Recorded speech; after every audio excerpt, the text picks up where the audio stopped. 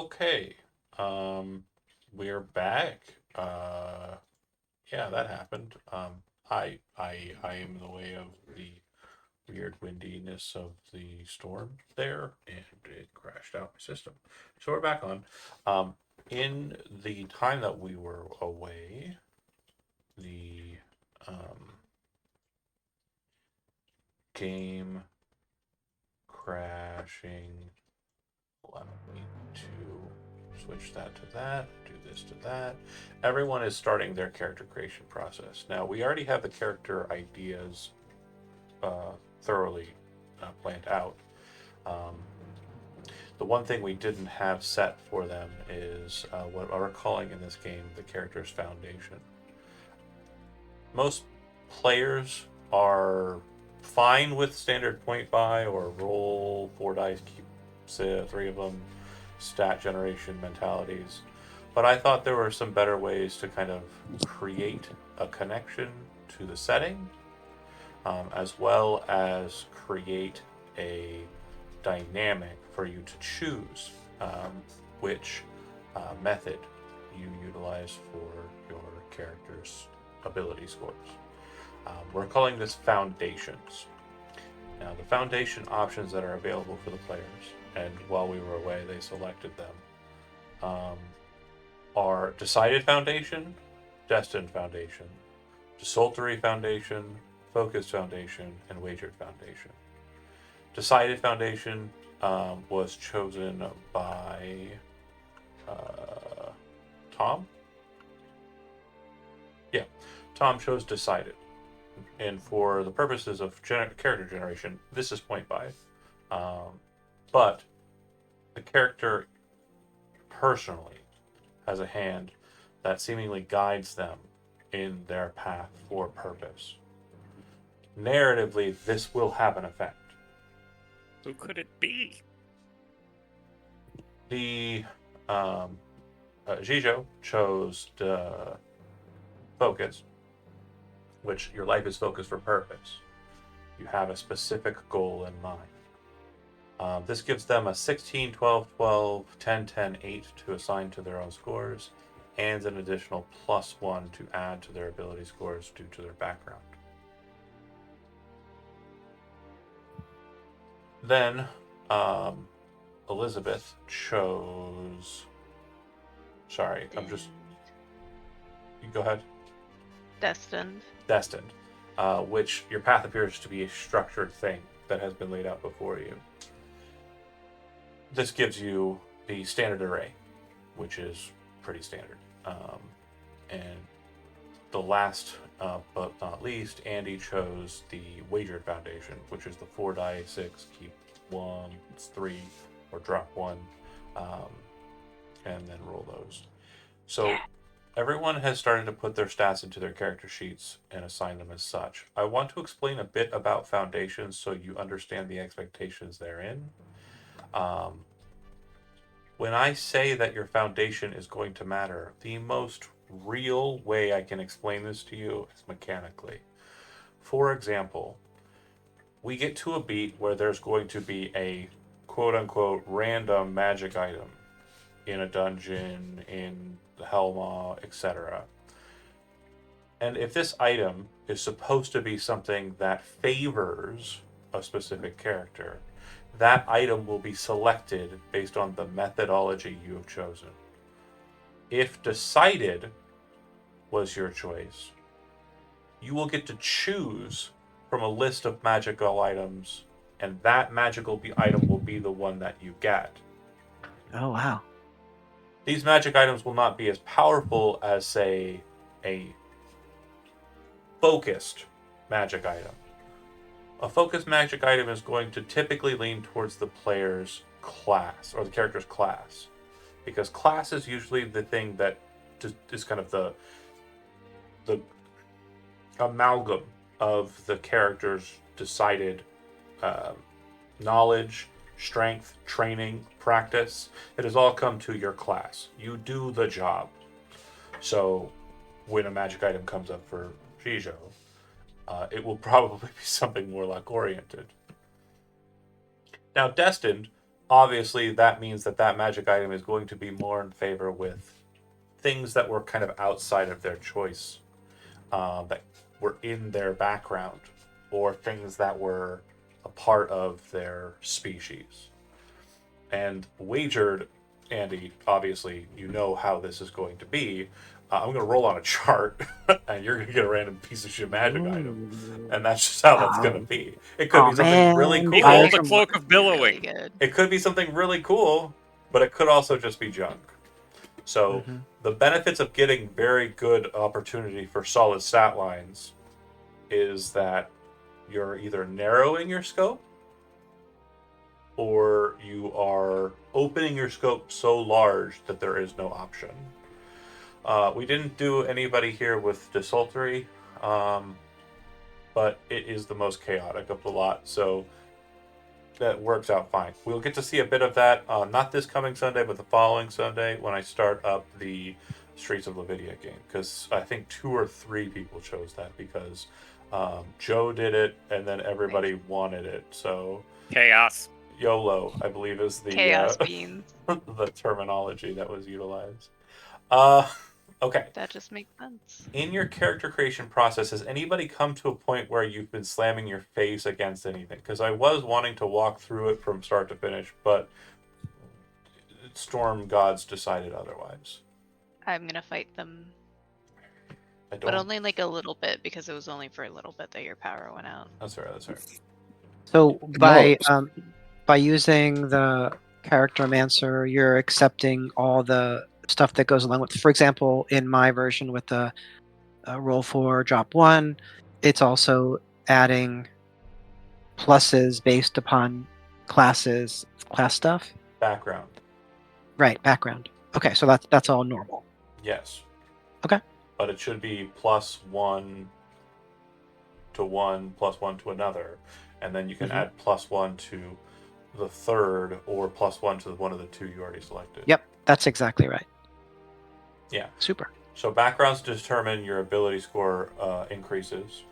Backgrounds also determine your feat, your origin feat, and it also determines a bit about like skills and the like. Okay. In original D&D 5e 2014, backgrounds also had background features, which aren't really implemented in this, from what I've seen. The way I've kind of replaced that is when you chose your backgrounds, I have given you background lore. So we'll go ahead and go through that really quick because that's not a bad jumping off point. As you continue to build your character, I'm just going to be kind of talking here in the background. So going through it, Tom chose Hermit. And as we discussed, Tom's character, who we'll be discussing a bit more, knows that Lycoi Mansion, that sank into the earth ages ago, harbored within it a ley line to the abyss's deepest layers. The hole and corresponding dungeons and cavern structures are tainted with demonic presence. You have seen in visions the deepest depths of the layered hole into the earth, and at its core is a presence you felt and you recognize. The presence of a demon prince that is raising an army in the pit and aims to send his forces out onto the surface. This threat is a great one, but you know it will be time before the prince is ready, and you must become ready as well. The demon prince is Nibarius, the demon prince of oppression, which in your visions is a strangely organic great axe. I will have a handout in a Too second. many eyes. We love eyes. Eyes are the coolest. Wait, oh, I see. Very interesting, very interesting. Aha. And subfolder, villains. No idea why I did not make this before the game. Probably because I am a silly bitch. Who? I am a silly bitch. It is known.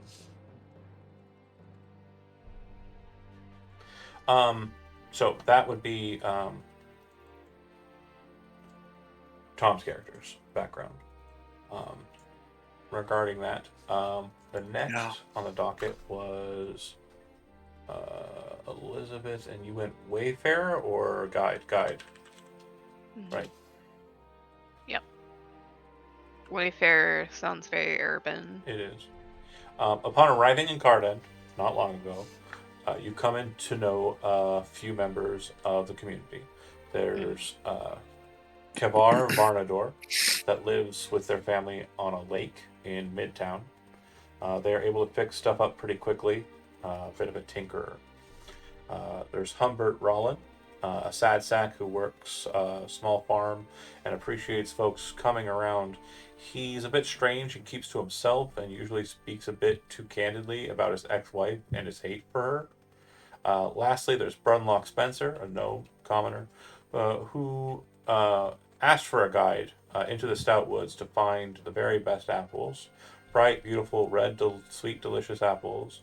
Brunlock has a well on his property which has recently gone dry. He has dropped sunstones into the well, and he sees a pit with spikes at the bottom and what might be a bigger structure underneath.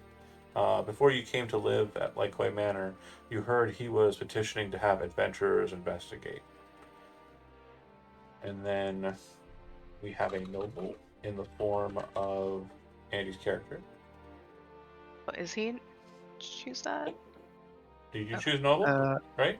Knight. Maybe I think so. I think so, but now I built my Noble character knight. around soldier, so I have to go back and fix that. Yeah, so on August 8th, yeah, we definitely chose noble. So yeah, you'll All need right. I to- don't remember So I which one could it was. go back and fix that, right? Did you already go through the character mancer? Is there already Yes. Yes. So no, you can't go back and fix that. These were core choices. They're listed literally right on the screen. Ah! Okay, hold on. It's fine. I had a storm blow up in my face, so player 4. Wait, where were they? Um, so if you click on the pinned post, I think there was I'm sure you're right, John. no worries. Can I keep it as soldier and not worry about it? No. Okay. It just says Wood Elf, Ancients, Paladin. Hold on. It doesn't say anything about. So here's that. Backgrounds. Oops. And then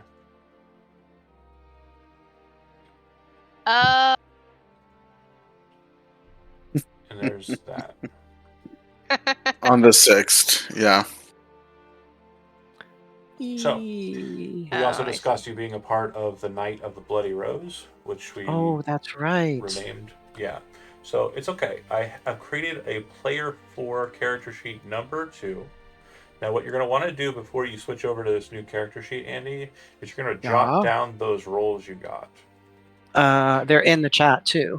Great. But yeah. And then when you plug the character in, instead of putting roll for your dice, you're going to hit manual and Mhm. manually enter the raw numbers before modifiers.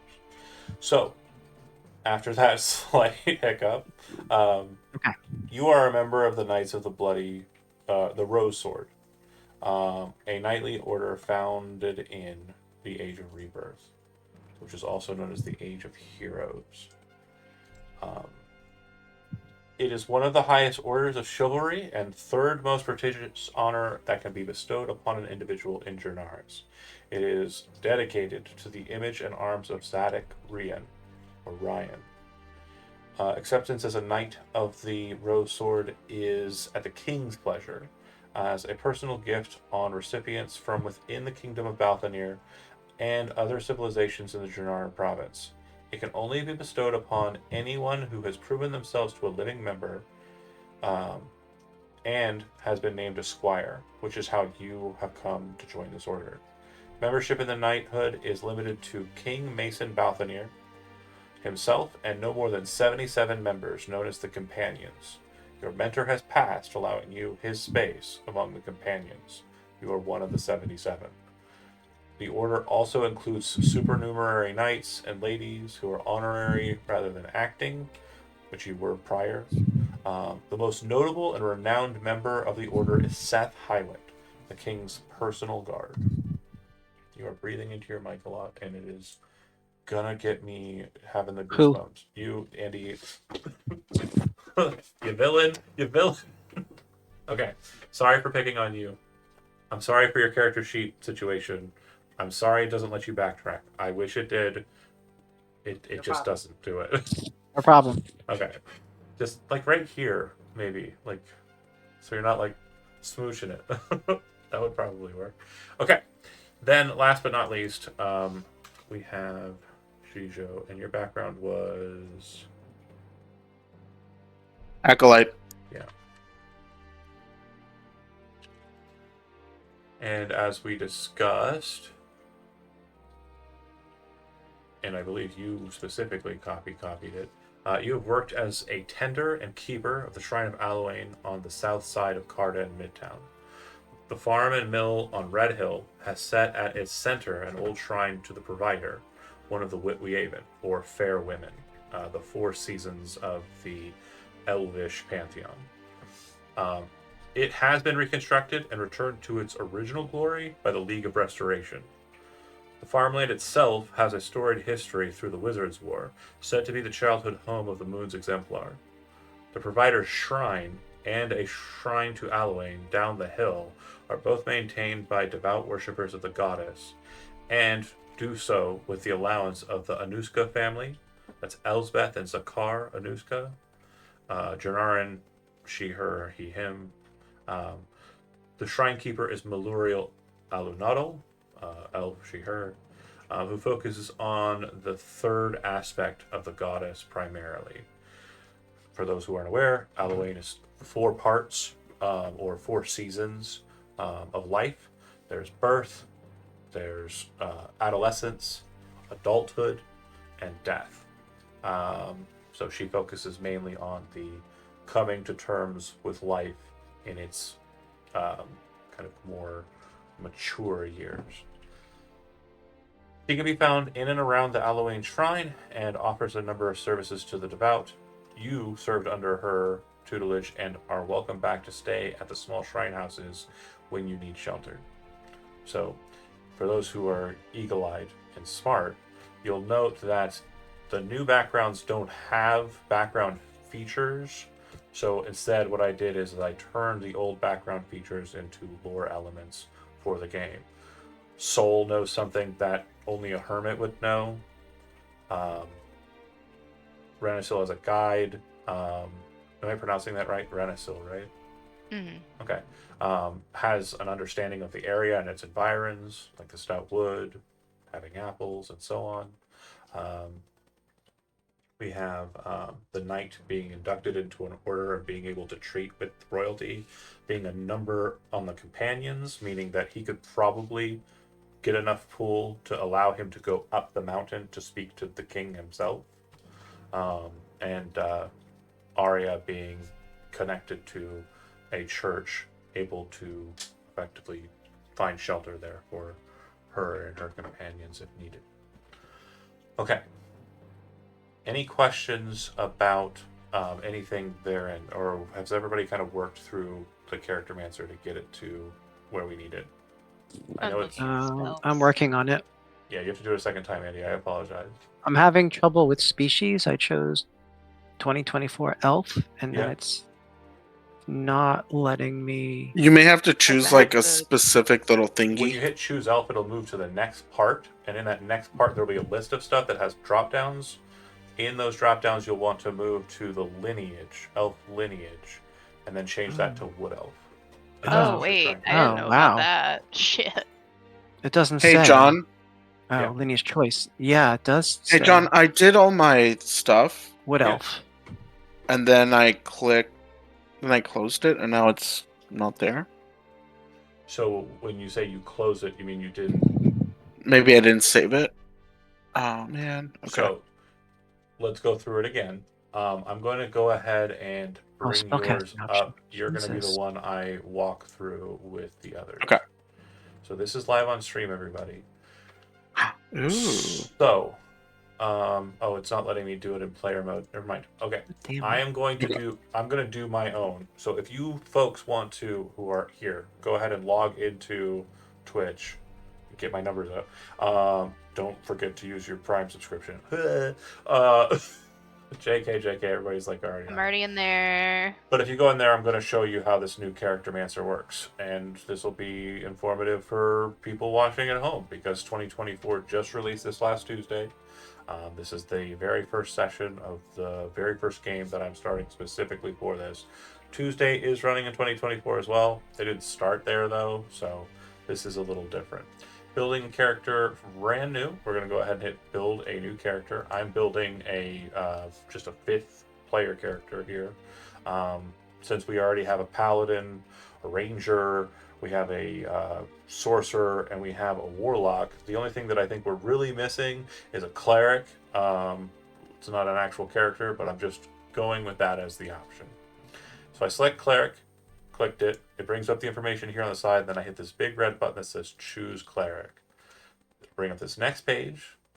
It's level 1, but you can up slot your level if you need to if you're playing a higher level game. And then this little yellow thing says attention, there's something here that we need to choose. Down at the very bottom, we select a divine order choice. I am going to pick protector as the option for this, which means I'll gain proficiency with martial weapons and heavy armor. Next, I go to my species. I'm a cleric, and this party is devoid. Oh wait, no, it has 1. So we already have our human quota. We do love to have a human in the party. So I'll go ahead and be edgy, and I'll select Tiefling. Nice. I would never do this for real, as a heads up. I believe they have a sub. No, they don't. Okay, cool. So then, amazing. I have my stuff selected. I'm going to go ahead and hit next. I'm going to choose a background. Acolyte would be the one that everybody would jump to, but this one's going to be a bit dorky. Actually, this one's going to be a bit martially because of Protector, so I'll go ahead and click Soldier. Done. Then we go for the next button. I gain Savage Attacker. Then I'll choose my stats. For this one, I'm just going to go Standard Array. Strength, Con, Strength. And I'll put a 14 in Strength. I'll put a 15 in Wisdom. I'll put an 8 in Dex. I'll put a 13 in Con. I am stupid. And I am charismatic. Okay. Choosing the skills, I would select history and religion, because clerics should have religion. Tuesday game, take notes. If you play a class, you typically want to pick the skill that goes with it stereotypically. You don't have to. Just know that you'll be judged if you don't. Then I'll choose spells. And for this game, we have Gathering Magic, Mystical Archives. However, due to the translation from 2014 to 2024, not all the spells that were in that book were carried over. If you wish to add a spell from that book that is not listed, you can, but you'll have to manually enter, which is a little bit annoying, but not insane. So this character is going to choose Guidance. This character is going to choose Sacred Flame. This character is going to choose Prayer of Shielding. Great. For first level spells, I'll choose Bless. Staple. Because I'm a tiefling and I'm a bit edgy, I'll choose Command. Whoa. Tell you what to do. Guiding Bolt's a cool spell. That one's really good. And I'll pick one of my own. I will pick Actually, I said I'm being a protector. I'll choose Shield of Faith. All right. Now you can see that everything's been selected. The character has been entirely built. Up in the top left here, you see how it says Save and Exit. You'll click that, and that should put everything down onto a sheet. And there you have it. That is how a character for D&D 2024 in the Character Mancer on Roll20 can be built. Now on Tuesday we first got into it. I thought I had it mastered, but there were a lot of things that came up that were questions I didn't think about. Which thank you Tuesday Game for biting the bullet there and being the ones to suffer through that. But we managed to find out that if you input stuff and then refresh, it may be the case that your character is going to have all of the levels. So this is going to be a fun test of practice here for Jijo, because they may or may not have all of the stuff they inputted prior to closing their sheet out, in addition to the stuff that they're now inputting as they start their character over again. Andy was built a new character sheet because I know for a fact you cannot go back in and change class features once, or character features once they're selected. It sucks. They are apparently working on that. If you look on, for example, the character sheet and click on one of these buttons over here, it will it'll say you can go back to Character Mancer, but it also says that that function is not currently active, which is super lame. But I'm sure they'll get around to it. Okay. I need help. Okay. What's going on? It's all messed up. Can you reset it and give me another sheet? Sure. again? Could I share my screen and you could walk me through it? No, we're gonna do you one better.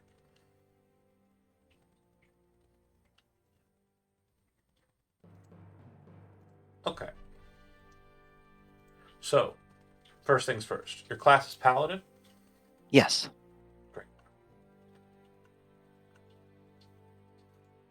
So, we choose Paladin. Second thing second, your first level. And as a Paladin, you have a choice. It is martial or weapon mastery. What masteries do you want? Longsword? Is that an option? Yeah, longsword's an option. And Is there another? Like, is shield an option? no, shield's not a weapon. Okay. Longbow? The most elvish choices. Mhm. You're making Elizabeth proud, even though she's not here. I'm here. Even though she's not, she's invisible. Okay, we select elf. Mhm. Then we select wood elf. Mm-hmm. Baby boy. Baby boy.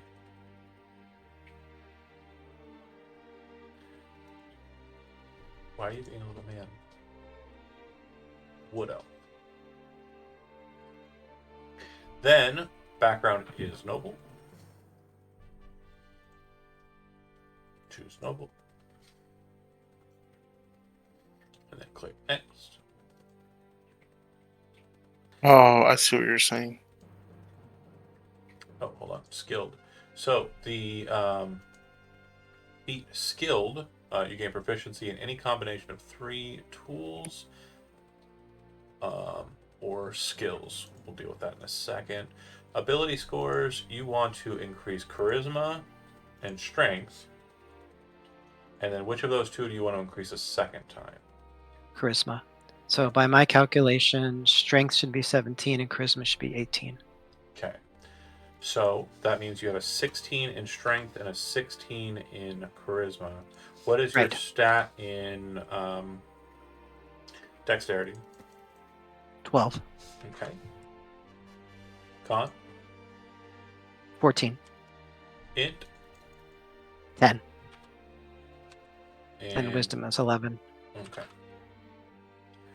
Perfect. Now we select your skills. Paladin skill number 1. Athletics? Yep. And religion? Or intimidation, insight, medicine. Those are your other 3 or 4 options. There is a cleric in town. Is that right? There's several. There's several clerics in town. So group, would it be bad if I didn't choose medicine as a skill? I have No. medicine, by the way. I have it via. You have medicine. hermit Okay, what am I? background. Okay, great. Insight, What am I? intimidation, religion. Religion. Okay. Noble proficiencies. It says history and persuasion. You get one. You get both. You don't have a choice. Okay. And then you get either dice set, dragon chess set, playing card set, or 3 dragon ante set. These are games. Nice. Dice it is. Okay. And then it's for whatever reason. Oh, got it. Elf keen senses proficiency, insight, perception, or survival. I'm assuming perception. Yep.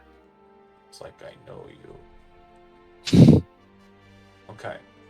Now, at first level, you will. Why do you get a spell?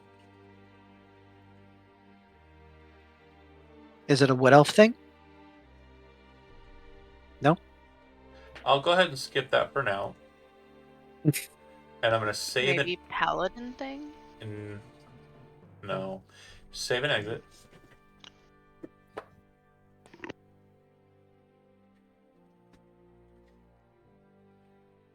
Got it. Okay. Bear with me here.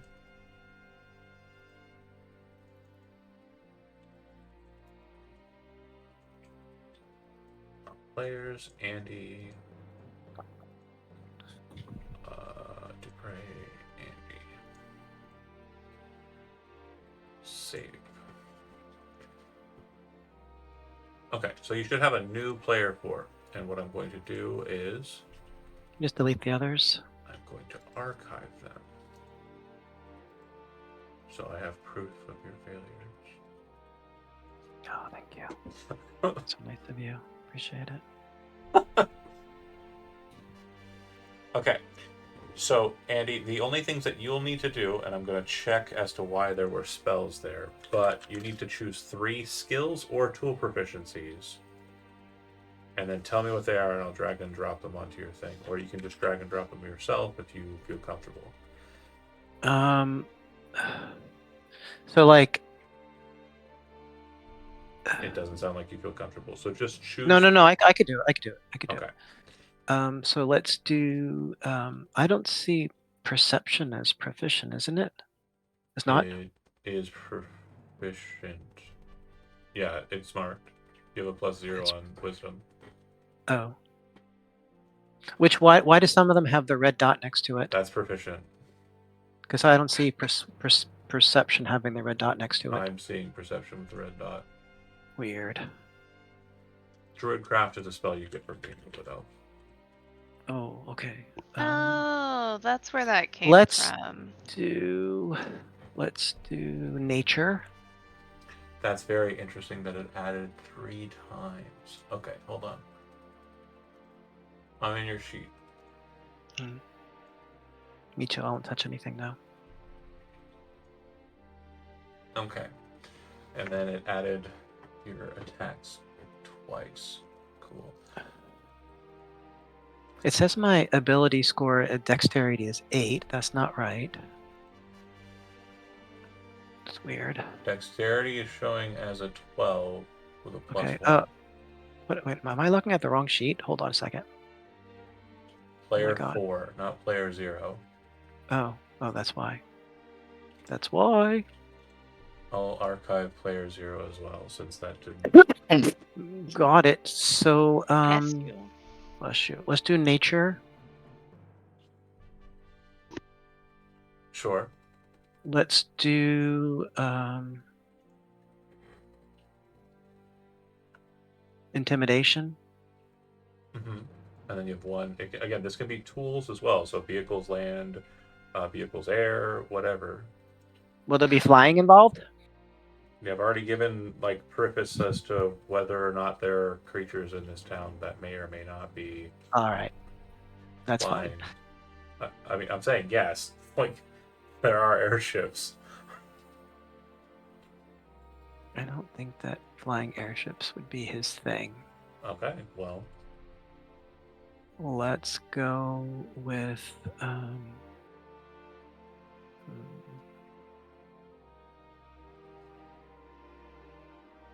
Let us go with persuasion's survival. already locked in. Yeah, Survival. survival. Yeah. Okay.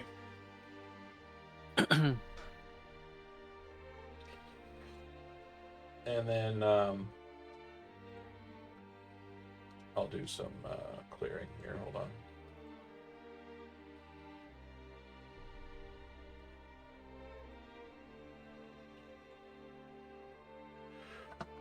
All right.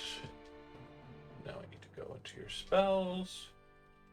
Druidcraft is in there too many times.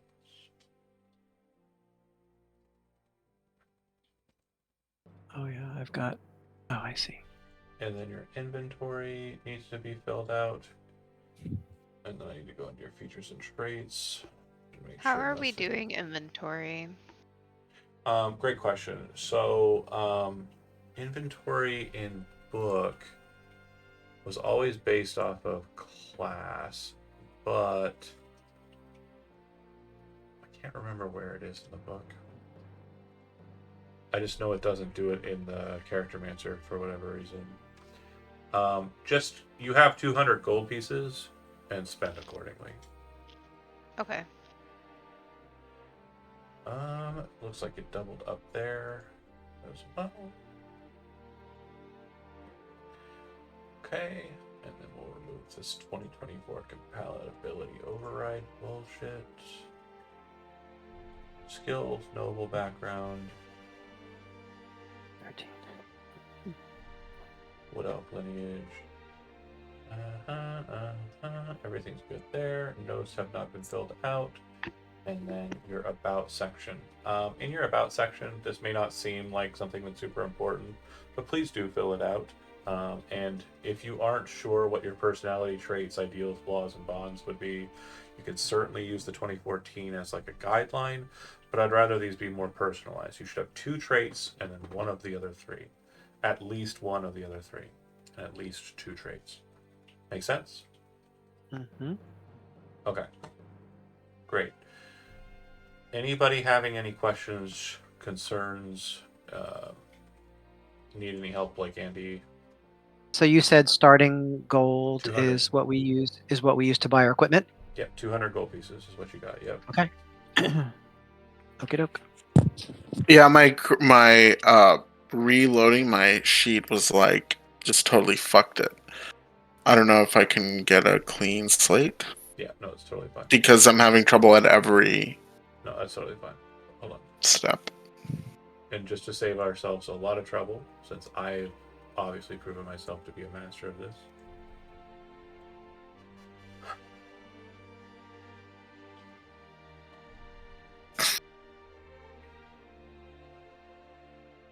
Did I fuck it up on purpose just so you could do it for me? I don't know. Who knows? We'll never Maybe know. you didn't even try. You just lied about it. Maybe I just lied. The answer to your question there in the chat is I have what's known as a magnetism for people who are much better at role playing than me, Joe, such as yourself. Yeah, they just come to me. They just come to me. Warlock. Okay. Of course, Warlock. Why'd you have to say it like that? Because you always got to compliment everyone. Warlock, you get an invocation. What was it? I'll take Agoni- armor Oh, Armor of shadows. Okay. I was like, agonizing bless. It's a good one. And our species is orc. hmm Who's orc?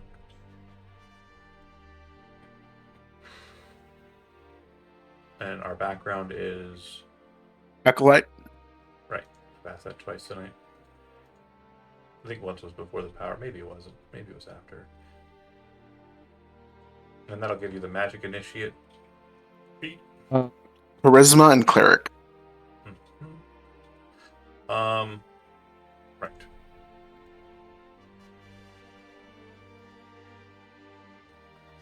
Then we have stat bumps. We're going with charisma and charisma, right? Charisma, and intelligence. Got it. And then we went for destined, so that'll be a manual entry. And that'll be 16 in charisma, right? Mm-hmm. Where are our 12s? 12 in con Uh-huh. and in int. Uh-huh. Strength is 10, Dex is 8, Ooh, okay. and Wiz is 10. Cool, cool, cool. Love it, love it, love it.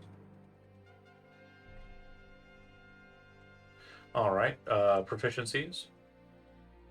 Proficient in history and arcane. It's like someone is definitely learning from the mistakes of the Tuesday game. I'm a spellcaster. I should know about spellcasting. Cantrips. What two? Eldritch Blast. Eldritch Blast and Don't mean to stereotype or anything. I just really like Eldritch Blast. It's all. I had all these things picked out. The other one was Touch of Fatigue. Touch of Fatigue is a good one. And Not then I eroded or anything, but no, definitely not. that's not why I would say that. Then for your Magic Initiate for Cleric. For level 1, I want Oh, hold on a second. Interesting. so yeah, for Warlock level 1, No, I see how it does. you get it. just a couple. Yeah, the Warlock spells are in one square. So for Warlock level 1, what do we got? I thought I would just Let's put all the cantrips at the top and then the first levels of the next block, but I was wrong. I was mistaken. let's do protection from evil and good. Love it. And the other one, let's do Tasha's. Tasha's hideous laughter. Tasha is a queen. What do we got for cleric cantrips? Acolyte cantrip, let's do guidance. Okay. Keeping in mind, multiple instances of guidance cannot overlap. Did someone else take guidance already? I don't think so. I don't think so. Just making sure. And then for your second cantrip? Let's do bolt. Something bolt. Something bolt. It's one of yours. Bolt rail, but that's not a cleric. Bolt. Okay, never mind. Let's do Holy Lance? No, probably not. What about Mortal Coil? Is that That's a on? good one. Is that on this one? Yeah. I think. Is that what I picked? It is on there. Yeah, let's do that one. Okay. And then first level spell for cleric. Let's do. I don't think you took bless, right? Tom, Sorcerer. I think he stepped away. Let's see. Well, I'll take bless. you take bless. You can do it for free once per day. Okay, boom, boom, boom. That's it. That's all the things. Click in it, and then you have 200 gold pieces to spend on your kit. Let me go ahead and get this onto your A Gruffalo. Sorry. Aria. And this is all players, and then Buckley. And okay. Beautiful. Thank you for doing that. Should be good to go. I will archive this one to never let you live down that shame. To hell. It's good that everyone's so shameless. Just have your characters built. Tom, how did everything go for you? Good. Okay, you're solid. Okay, and you didn't take guidance or bless, right? No. Unless we're changing how the stuff was set up for Got Divine it. Soul, I can't take No, it until we're level fine. 3. Perfect. When we are not. So then, Elizabeth, you're also done with your ranger? All right. Good stuff. Very, very, very, very, very cool. Okay. I'll get the tokens re-added to those here in a second for Aria and for Thank you. Andy's character. I have a quick question. Sure. In the handout, it says after applying ability score increases, add an additional +1 to the ability score you selected to be increased +1. Correct. Does that mean I can add a +1 to my int? You can add a +1 to your intelligence. Okay. Correct. All right. I'll do that then.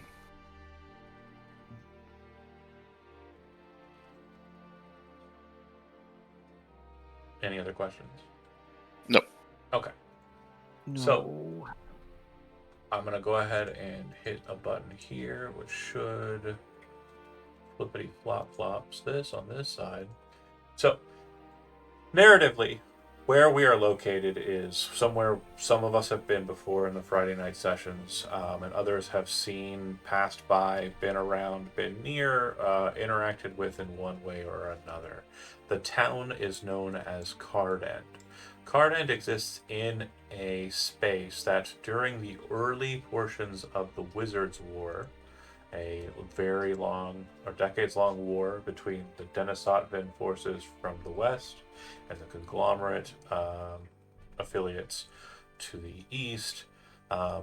This land was known as Anundia. It was a ground that was controlled by Denisotvans for a few decades early on, and this area was where the Denisotvans first took control.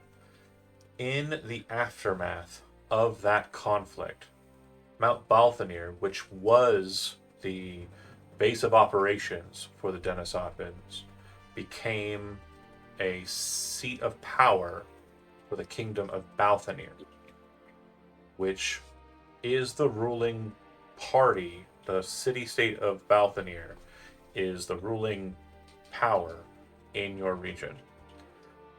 That said, it being a kingdom is more like it being like a county or a barony under a larger kingdom. That kingdom is known as the Dynast of Jernaris. Dynast of Jernaris is the Malvin Daroth line. This will not be very important, but know that your king, King Mason Balthanir, is the king by rights for the lands that we know as Anundia, which is everything west of the Dwarf Bridge, north all the way to the sands of Panacea and the forests of Ordeals. So I'll put a line on the map here so you kind of have an idea of what the land entails, but I will let you know that the land is not it's all explorable. Everything here is explorable, but the main places that we'll be focusing on are kind of in and around the town. Can you repeat some of those names? The Dynast of what? Jernaris. Jernaris, right? And King Balthanir is the king of Anundia? Correct. Okay. And you're going to mark that region on the map. Yep. Cool.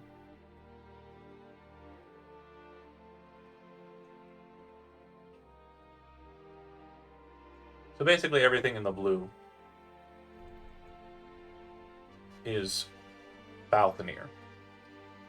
What's the scale, John? Is it each hex is worth how much So if approximately? you pull out your ruler, you'll Okay. note that there's 7 mile hexes. Ah, okay, great. Thank you. 7 mile hex, so it's about 225 miles, 50 miles. Okay, long It's ways. a decent size. Yeah. So the main location that we are dealing with is Cardend, in the heart of the territory that we operate in. And I'll go ahead and move us to the heart of the place that we operate in. Cardend's center point is known as Midtown. And I hate that they'd switched all of these to dynamic lighting on. Yeah, it's just black, yeah. Very There we go. irritating. But here we live. Okay. So very simple. It's definitely, for those of you who have been in Carden before, it's definitely changed since you last saw it. Quite a few upgrades, more buildings, more locations. The main thing that we want to look at here is this marker here on the right side near Barn Street and Little Lane. It's an arrow pointing off to the side. Do we see Okay. it? That is the direction that Lycoi Keep is located in. Lycoi Keep is where we live. It is where you have been taken to. It is where you will perform all your operations, all your sorties, your campaigns, your conquests, your endeavors will begin here and potentially end here. So, locations like Koi Keep, show to players. It was What was this? Go ahead. What is this map called that we're looking at again? Carden Midtown. Town? Oh, Midtown. Midtown Carden. Okay. Yep. Hmm. Lycoi Keep was constructed for the purposes of having a secure location for the Lycoi family 100 years ago.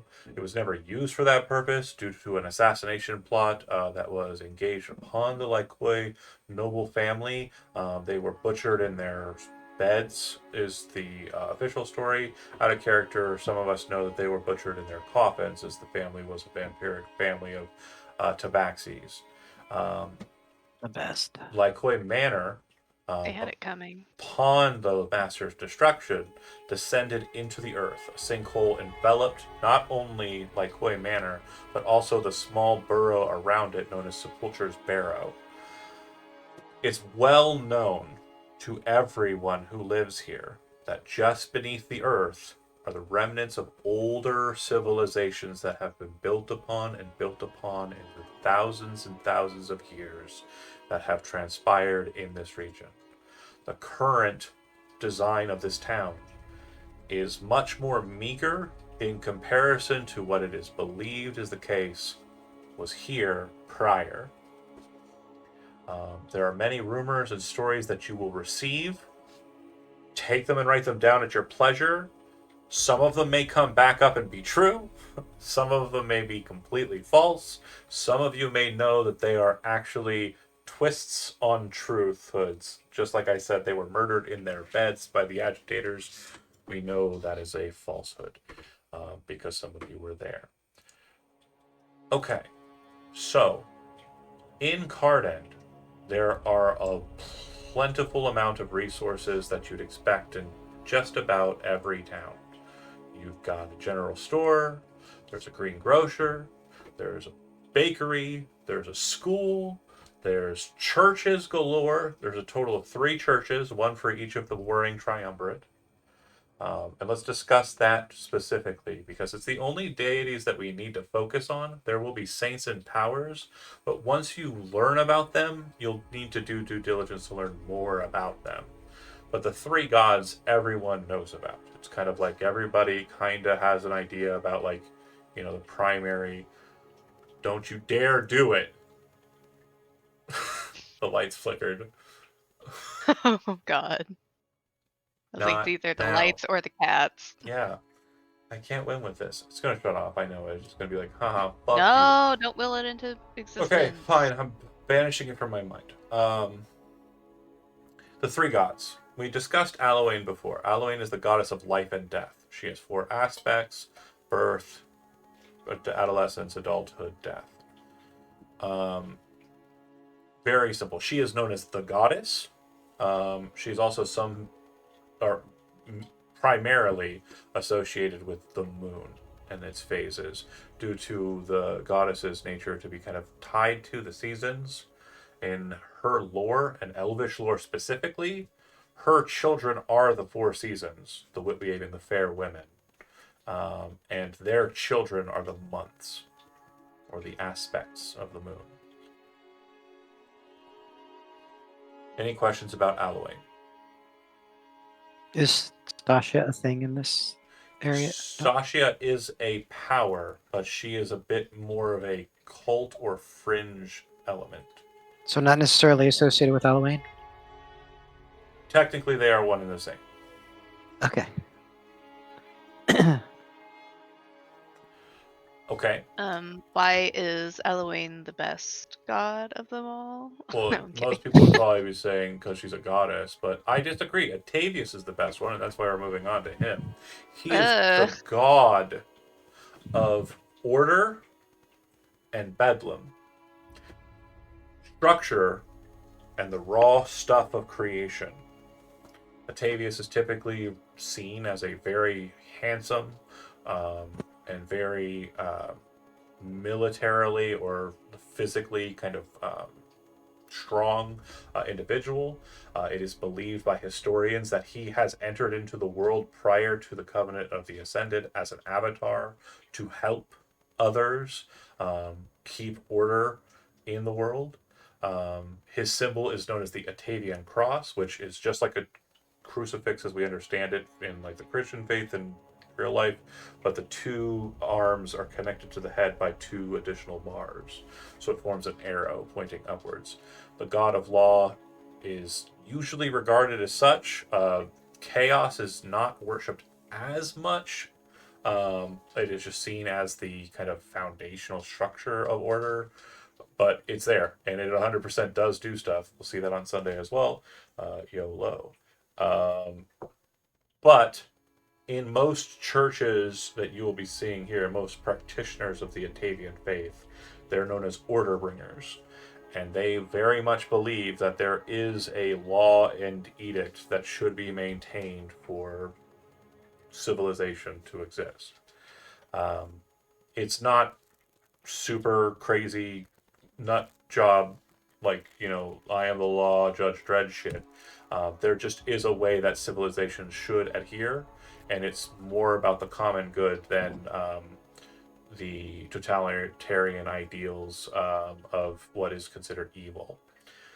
They don't really care about good and evil. They just care about order. So some people who are of a tyrannical mind will use that as a means of getting what they want, but even still.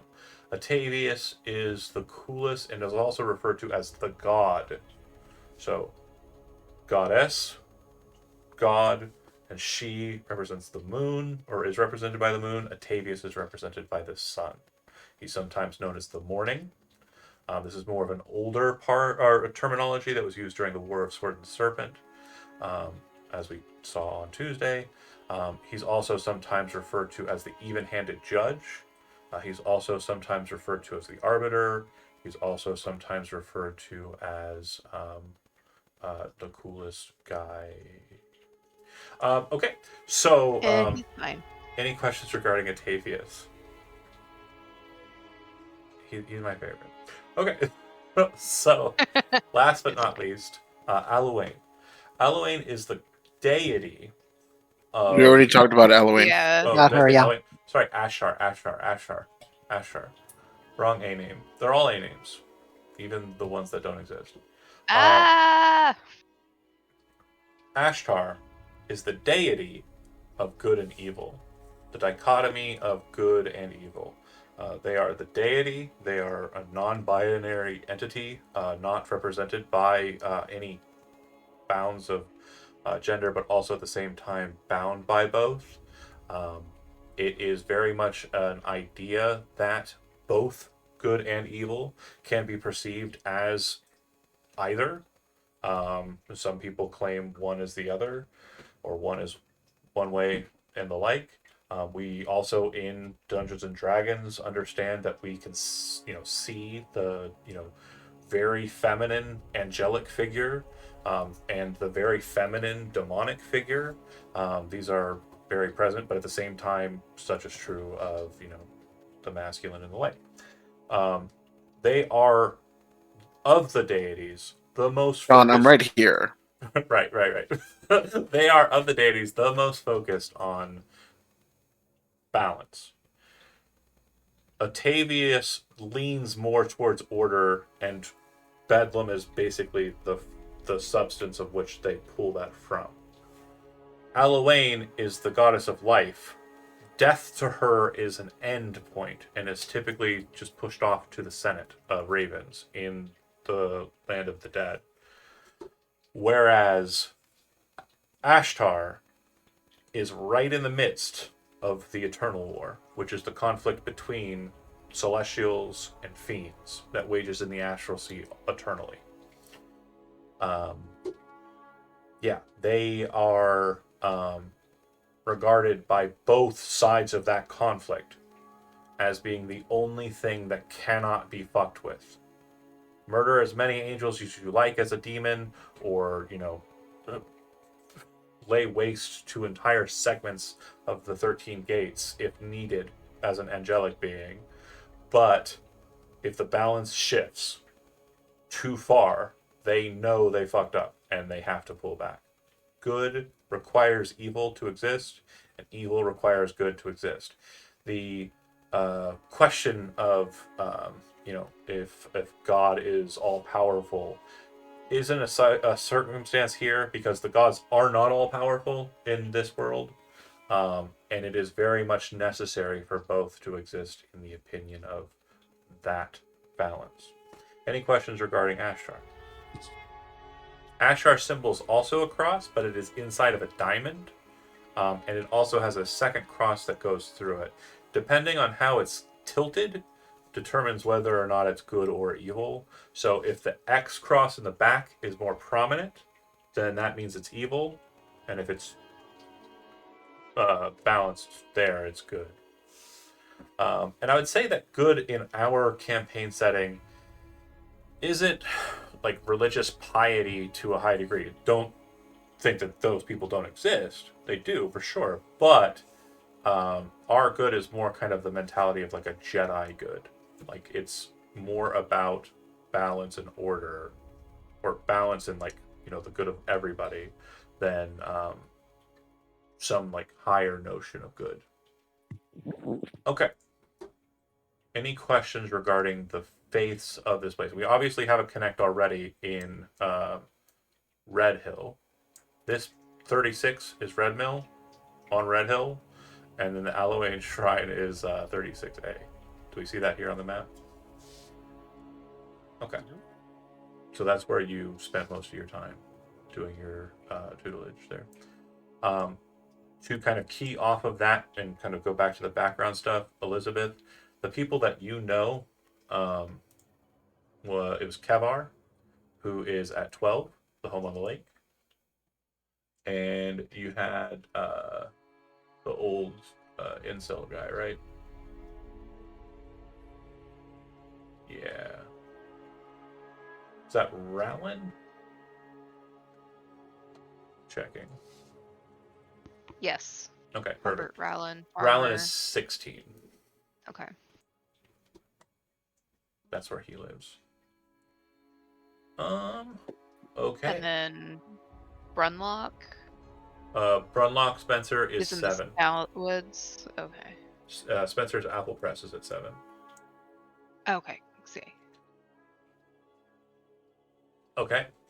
Tom, you are a hermit. You don't have much connective tissue in the town yet. And Termaine, right? Or am I pronouncing that wrong? Tyramane, yeah. Tyramane. Okay. He also doesn't have much connective tissue in the town. Most of his connective tissue is up on the mountain. So as I had mentioned, you have been up to the palace. So you've got to see and got to know that on the way up the hill, or rather up the mountain, there is a massive dam known as the Balthanir Dam, or Balthanir Royal Dam. There are cannons, ballista, spell turrets, and the like that are utilized against anyone ascending the mountain. And to get to the palace, the only pathways are up and through this dam. It's not really shown here in this picture. Scenes presented by Shea Peku. If you are subscribed to them, they're great. They do great maps and shit. But on the right side, you'll have the main path, and it is for people walking or traveling through carriage. They'll enter in on the right side, cross over the dam to the left side, and then ascend up the mountain further that way. Bigger carriages will just get to the left side of the river and make their way up that way in the first place. And then the throne room is somewhere you have been. You were knighted there. And in that space, there are 4 warriors with lances that point to what is known as the Sands of Truth. This is a segment or thing that has been brought up in many courts in our campaign. It is a 10 by 10 square filled in with white sand. And anyone who is put before someone for task stands in the white sands. A priest or other dignitary casts the spell Zone of Truth on that individual, and it is known if they attempt to push themselves out of that spell's power or not, and they must willingly subscribe to it. If they do not, then of course that they are considered guilty right off the bat.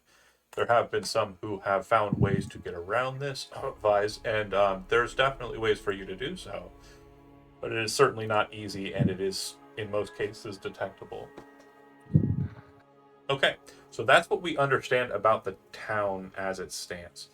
Now, things that we know overarching are threefold. There are 3 primary things that we have to understand so that we know what is expected of us.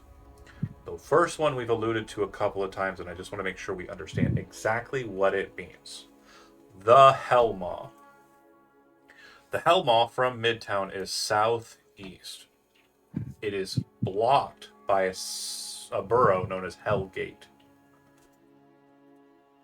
Hellgate is a small little trading post and borough that deals with a lot of the trade that comes out of the Hellmaw.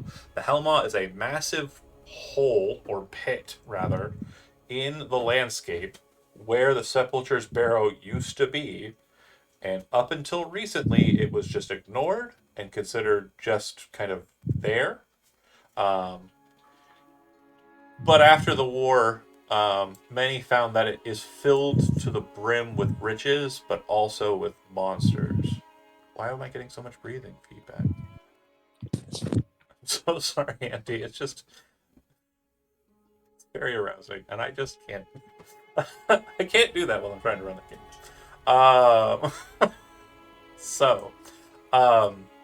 The Hellmaw is a straight down pit with many layers all throughout it. These layers are said to be the layers of antiquity that have been built upon over time. But it also has recesses of what came down with it. There may be some familiar sights to people who've been in Cardend and other games, but there also may be familiar sights to people who have played in other aspects of the Levidian region, as societies of times past may be deployed here. There may be Ordric segments. There may be segments that are conglomerate based. In fact, Andy, during Threshold, you saw a portion of this dungeon. You saw a portion in it when you teleported to a strange tunnel with your big ass tower and opened the door and realized you're in a cave or something. You were actually inside of the maw before it was. And it could be the case that that might have been a part of why the whole thing sank anyway. Big tower clears out a lot of space, tower disappears, problems. But don't tell anybody. That is your fault. Causing problems for the Friday game 100 years ago. Hell yes. Trends will never I be love bugged. Sunday game. Trends will never be bugged. The Hellmaw has societies that have taken hold inside of it, but there are also monsters that are just present. Historians do not understand why this is the case. Arcanists and study academics from the capital or from the Kingly Castle area, and the school up on the mountain as well, because there is a Heisrick Academy up there, scholarly of magic stuff. They believe that the place is a ley line with several different planes of existence. One of your characters knows for a fact it is connected to the Abyss which is the hells beneath the gates. There's also a very common rumor, and this one I want to make sure is understood. There are creatures known as deep spawn that reside within this dungeon. It is believed, there is no proof that that's the case. Deep spawn are said to be creatures that are able to create other monsters, whole cloth, clones of creatures that they have consumed. So it is believed that if you fight a group of monsters on day 1, day 2 might have you fighting that same band of monsters. So the further you enter into a dungeon and you rest, you'll have to fight everything you fought to get down there to get back out. Any questions regarding the Hellmaw? Okay. Now, of course, there's probably other magical ways of getting out of there. There might be magic items you can buy or find up top, like scrolls of town portal or such things like that. There might be gates inside of the mall that allow you to transport to different locations outside of the mall. That is yet to be found out, and of course, it's your duty if you enter the mall to find out. But do not go into the mall unprepared. Second thing that we would know and understand and be very cognizant of: the whole of the kingdom of Balthanir, from the tippy top near the Forest of Ordeal, all the way to the very, very south, are not just ruled by King Mason Balthanir. He is not the only monarch who has claimancy over this place. However, the monarch who also claims this place claims much, much more. All to the west, all the lands of Scoria off the western side of the map, and all the lands south of this place, all the way down to where the Ulamon Divide is, which is this kind of region here-ish. Well, you're not on that map, but south. A great, powerful dragon known as... Hold on a second, get the thing to do the thing. Or the thing then. Bum bum bum. Oh, I had it set up and now my brain's not working. It's usually the way of it. It's alright. Yeah. Is it though? Everything closed out, so I don't have my notes open, so. That's what it is. It Just is kind blame of the a pain. storm. Blame Helen. I had them all open, so they were all notepads. They were all saved, fortunately, but here we exist in a world where they closed before I could check them. Not Helen. Helen? Bahazarat, and unfortunately the handout is goofy. I What? don't know why I find that name so funny. Why would you laugh at this name? Wow. Bahazarat. Shut up. But also, yes. Oh, I actually messed it up. It's actually Baharazat. Sorry, I Baharazat. yeah, Oh. double Z. And it's loading, and it's saved, and it's showing the players. Yes. Oh, Bahrazat. No, it's got an A in there. It's Baha. Yeah, I just typed it really fast. Baharazat. A ancient Wow. and powerful black dragon. For those of you who are historically minded, but also just for context for the greater audience, Baharazat is the sister of Orbicus, another great worm black dragon that was featured in Saga of Three Kings. So she's a lady. Yes, where Orbicus was very diplomatic and cunning and willing to bring the other chromatic dragons and even metallic dragons together to fight greater evils to all of their power, Nanafonda specifically. This dragon does not give a fuck about any of that. She is only alive because she is a powerful spellcaster who has committed herself to the act of lichdom.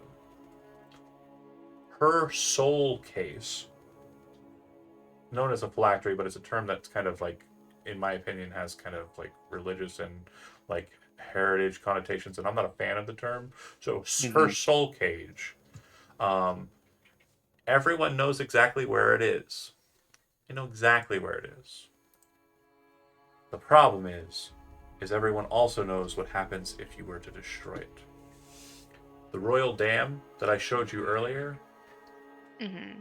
in its heart, the keystone of it is her soul cage.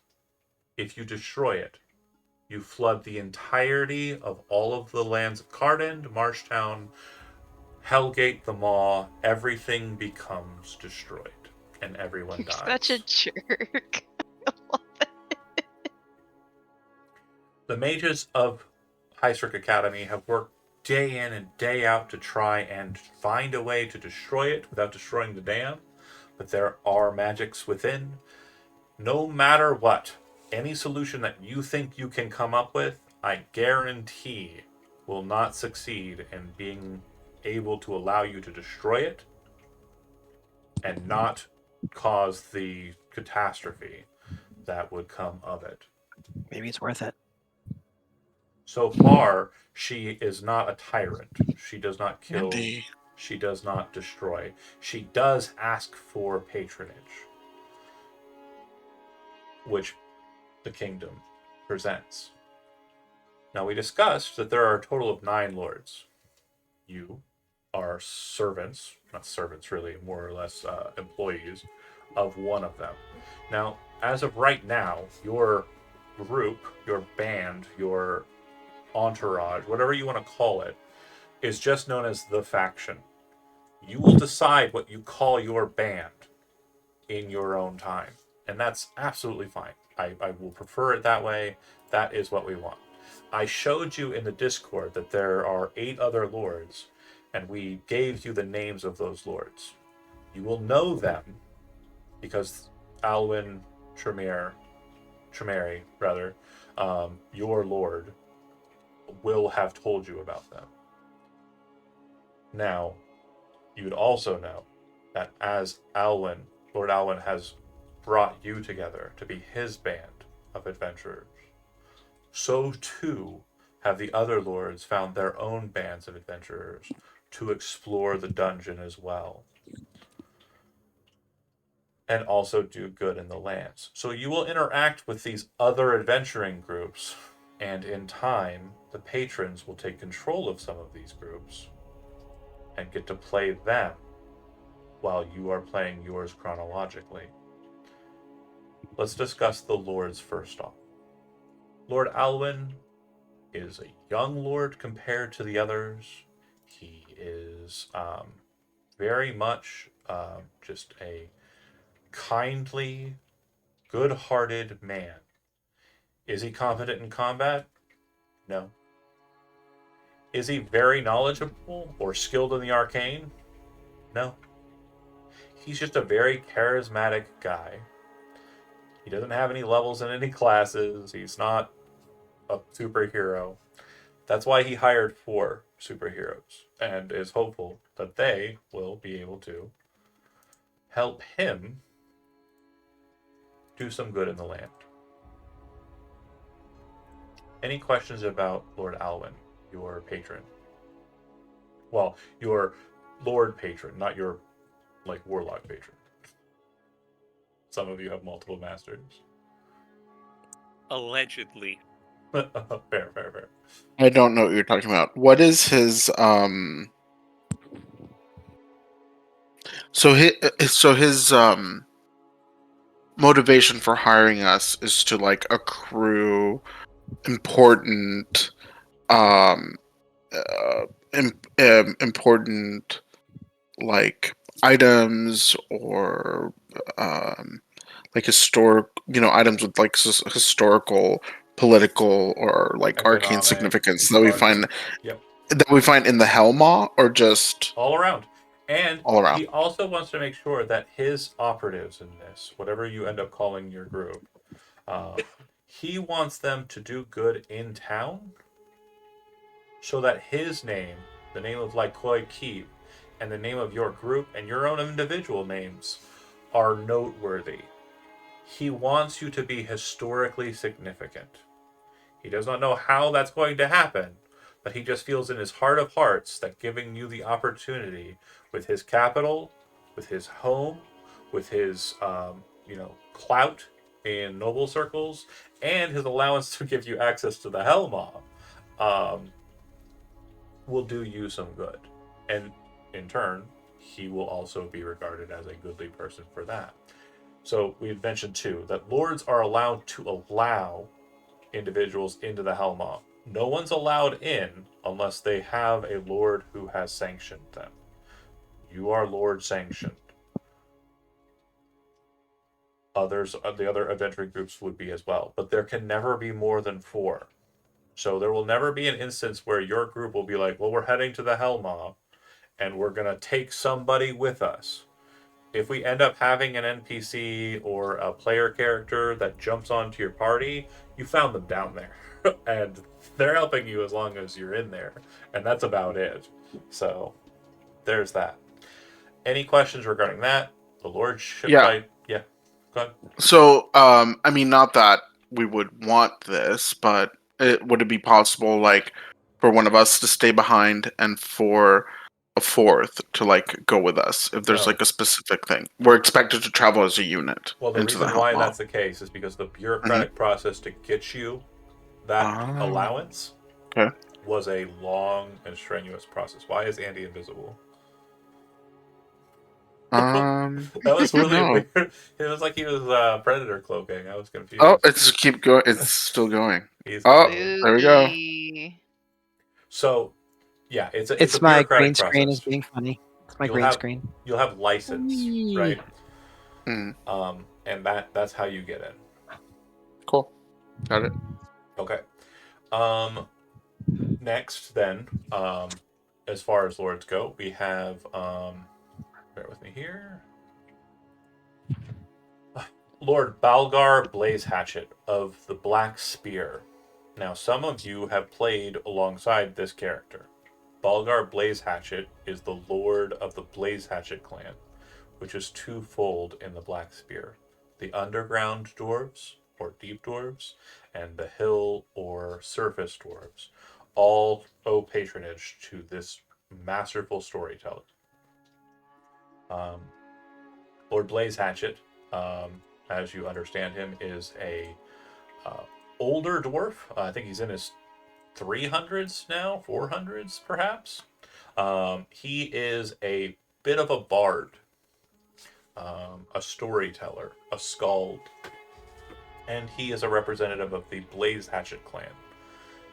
The one thing that you for certain know about him from your discussions with Lord Alwyn is that he, more than anything, will pay top dollar if you or yours or Alwyn come into the possession of weapons, armor, or other artifice that bears the mark of Durgaden, which is 2 axes crossed with fire around them. It is widely believed that such artifacts were taken from the Black Spear by the Lycoi prior to the Wizards' War. And Can you repeat the name? Blaze Hatchet? No, Durgaden. Durgaden. Durgeddin. Any questions regarding... Oh, and sorry, his adventuring company, you don't know them, so you'll just know the name of the company, are the Aeltoes.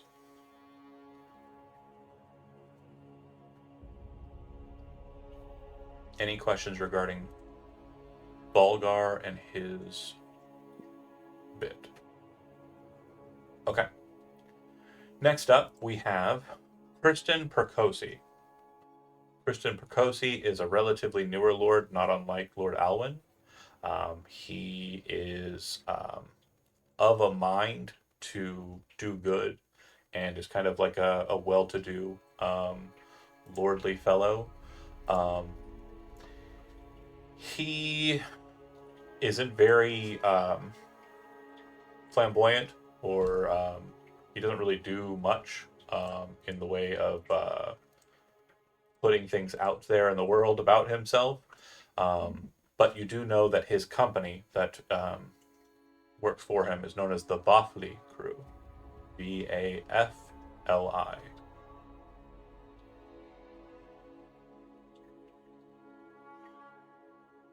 Oh, right. And he resides in the town of Delgun. The borough of Delgun, which is a part of Cardend, but it is specifically where the orcs and goblins have kind of cordoned themselves off, because a lot of them do mercenary work, and they like to keep themselves in more of a barrack structure than a house and home structure. Any questions regarding Percosi? Okay. Then we have Jorkin Varpos. He is a lord by title only, not by operation. He actually considers himself a ringleader, and he runs a circus in the borough of Hellgate. Jorkin Varpos' company of adventurers are known as the Flame Eaters. Most of them are redheads. That's all you know. And hold on, sorry. Bear with me here. Delgan, Kriston, Percosi. That's Kriston. Pretty simple guy, very lordly. Maybe a Parnan tradition there. And then Jorkin Vorpus is Hellgate. This fucking guy. Any questions regarding ringleader Varpos? He really is just disappearing. Okay. Next is Larongar Terranoth, who is an elvish lord. Terranoth is a recluse, keeps to himself, and the only reason he has an adventuring company is because it's expected of him.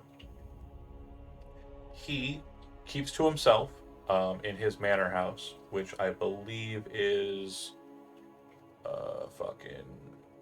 hold on. It is number 15 on the map. Those of you who are observant would know that that's the old Victicus house. Some say Orlandus is still there, asking to meet him. Let me in! That guy moved the fuck out. He lives in the Stout Woods now. Leave me alone. It's 100 years later. How are you still alive? I'm determined. Larangar, again, recluse, keeps to himself, elf, and again, the only reason he has an adventuring company is because it's kind of seen as an expectation. This is Larangar, and his adventuring company is known as the Silver Fangs, which is a very historically important adventuring group name. But we won't get into why. It does sound familiar. Some of you might recognize it, yeah. Okay, then we have Prana, rather, the Ever-Shifting. The J is H sound. Prana, the Ever-Shifting. Then he is the Lord of Tarn Keep. Prana is also a conglomerate representative. He is not... he's not super happy with calling himself a Magier, but by all rights, he is the law enforcement for magic in the town of Cardend and its environs. He is a satyr, and he is a transmuter.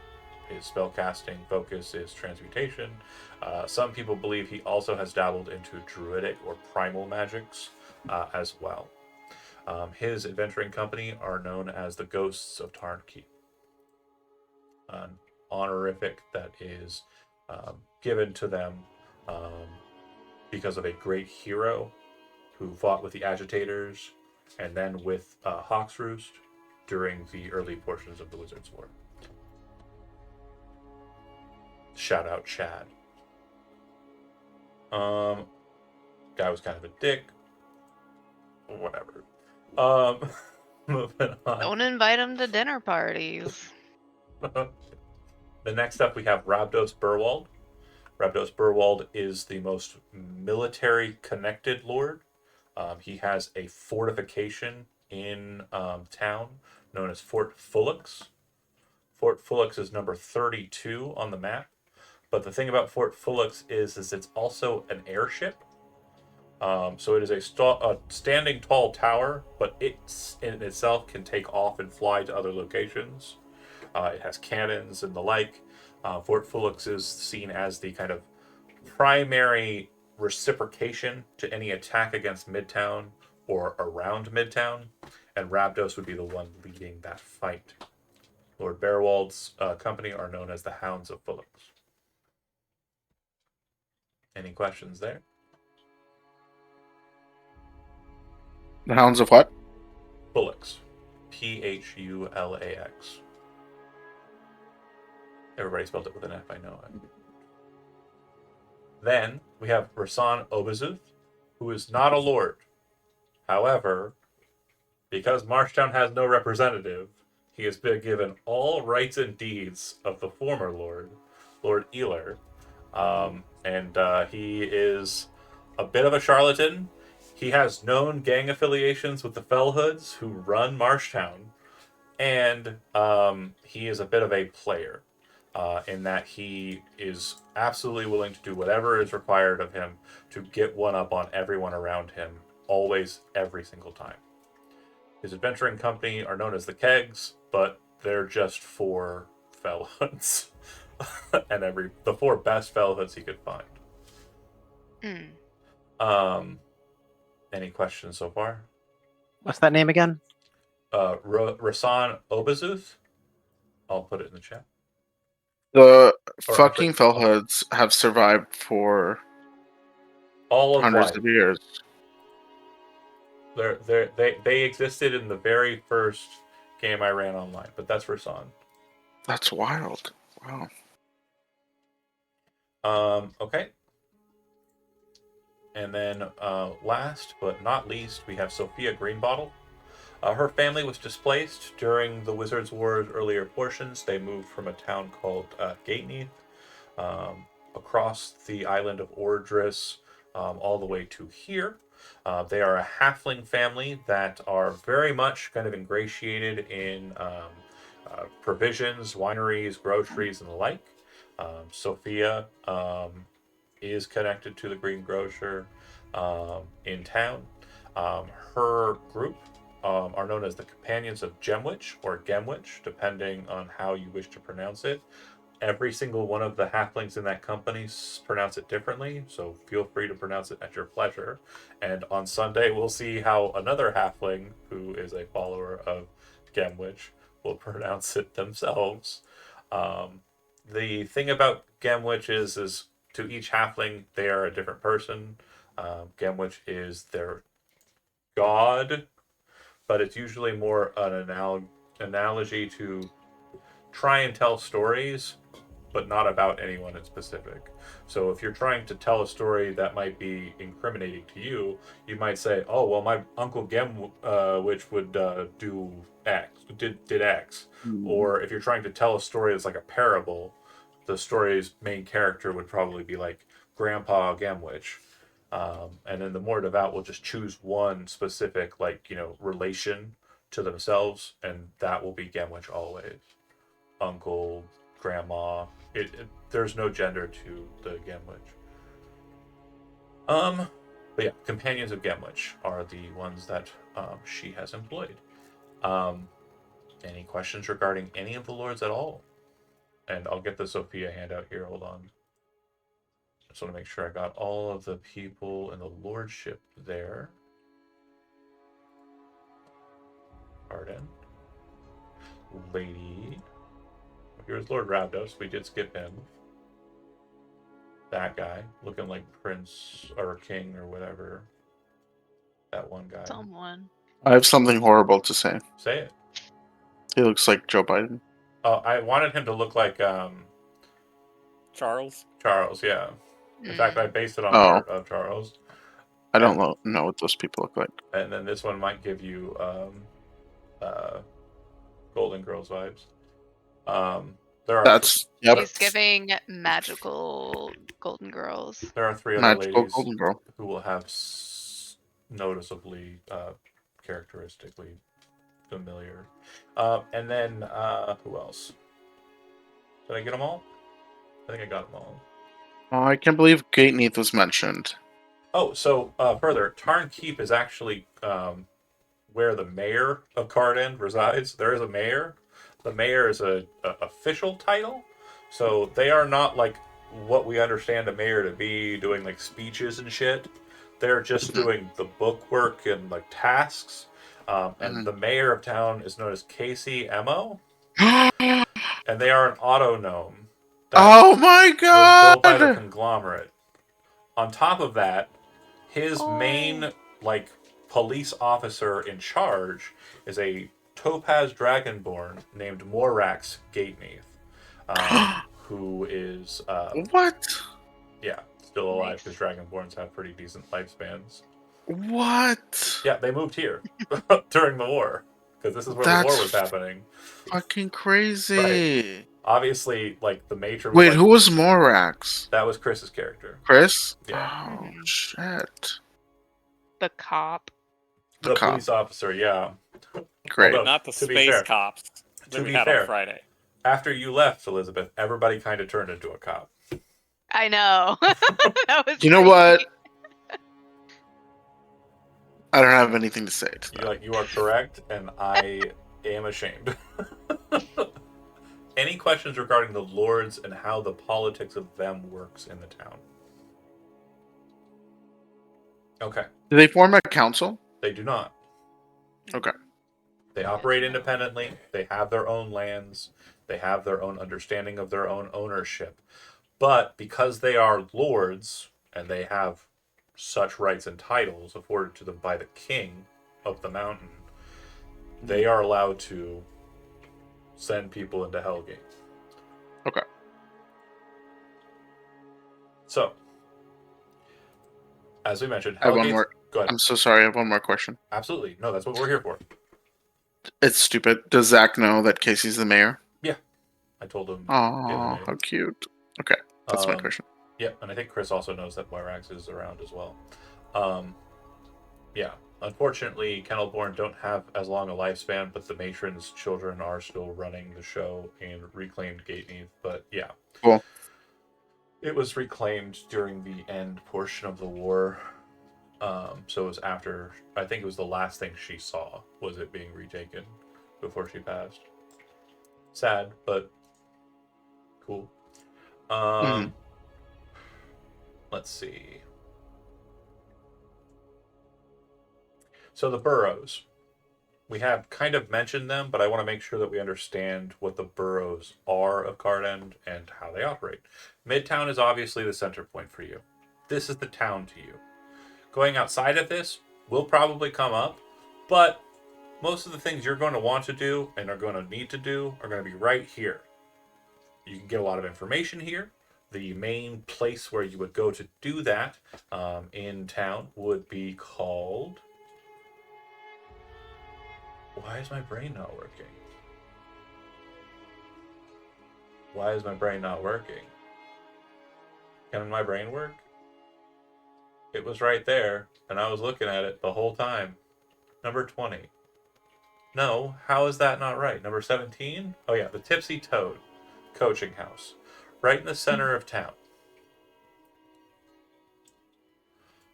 The Tipsy Toad is a tavern, inn, stables, the like, where people can congregate, drink, tell stories, get rumors.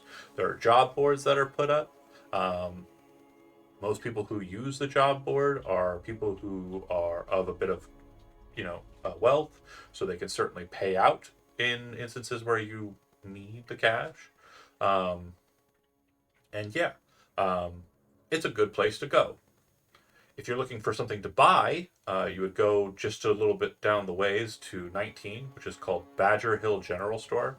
And if you don't want to take notes on like which one's which, if you hold your mouse over the numbers, it should highlight what it is. It does. Which one is the toad? 17.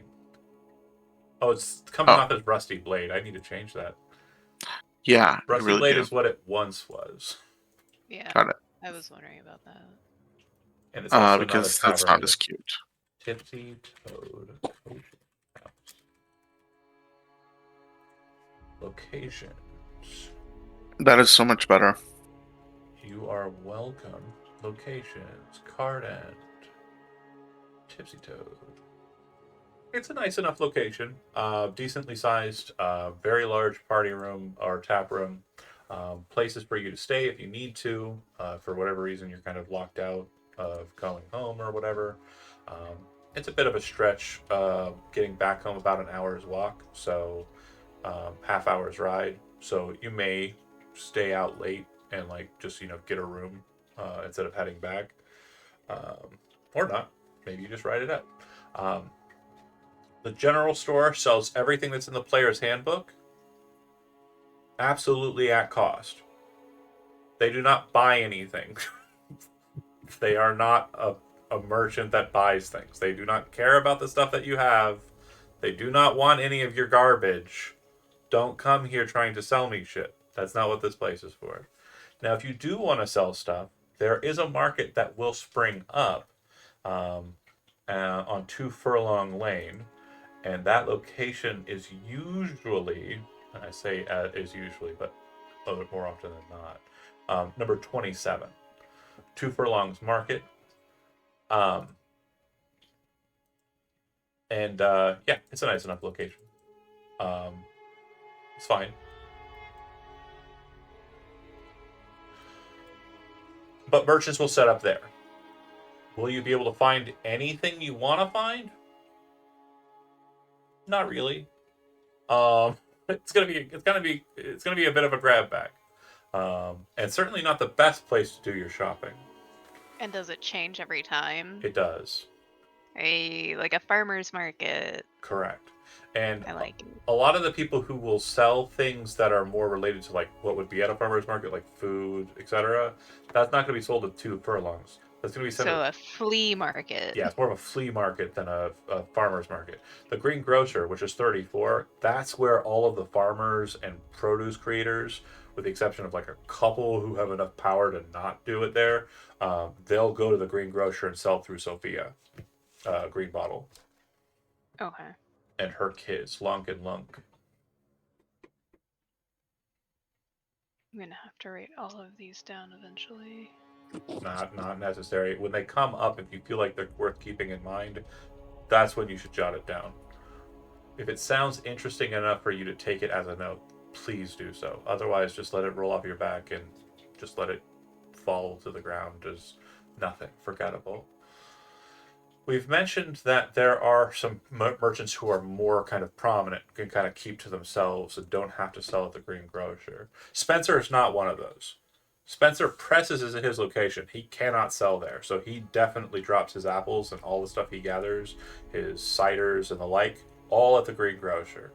All his stuff can be found there, but he also does some transactions with Sneeb.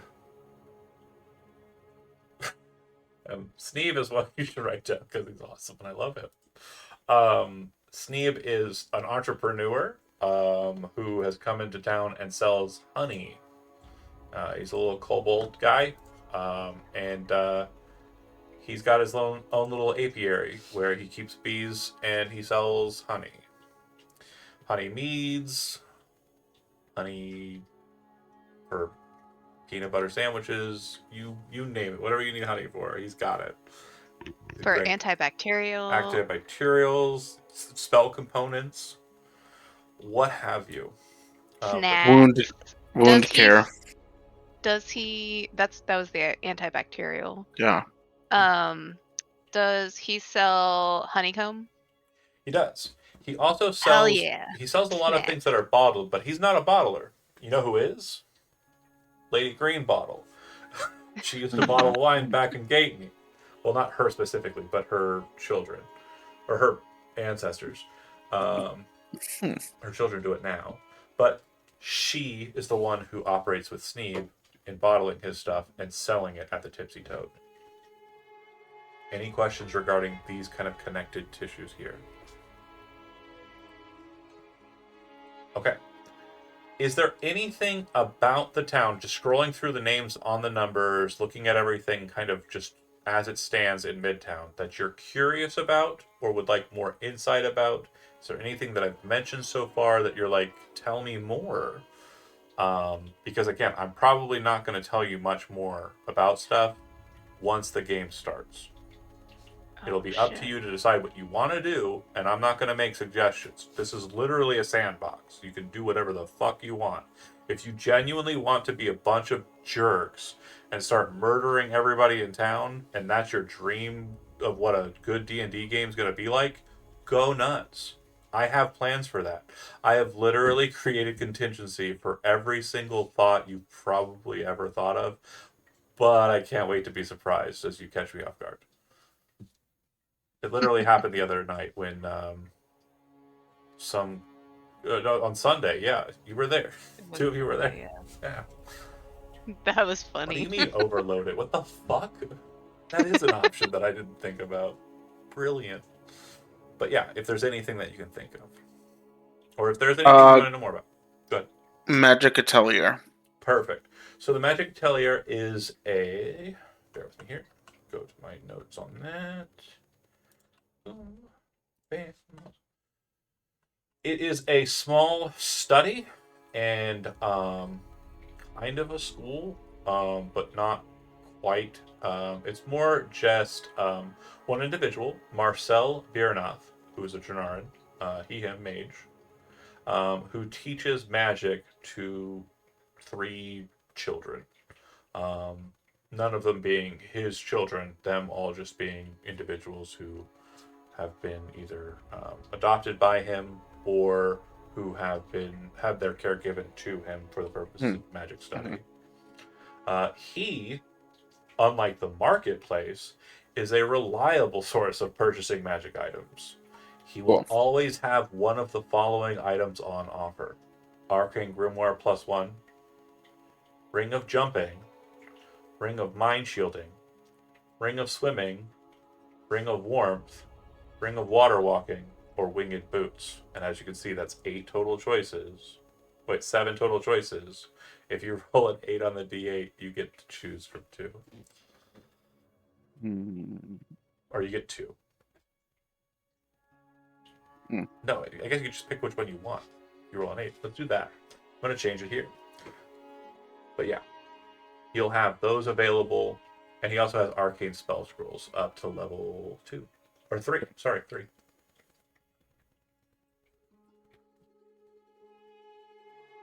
That list available on request in game. Okay. Anybody else have one that they see that they want to ask about? Or if you don't want to go through each of the numbers and you're just like, what would be in a town that I want to know about?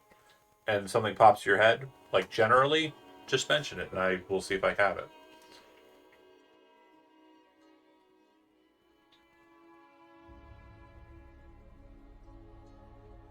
Like that there's a bakery. There is a bakery. Do you want to know about it? Sure. Okay, so the bakery It sounds silly, but is actually, the green grocer is not Sophia.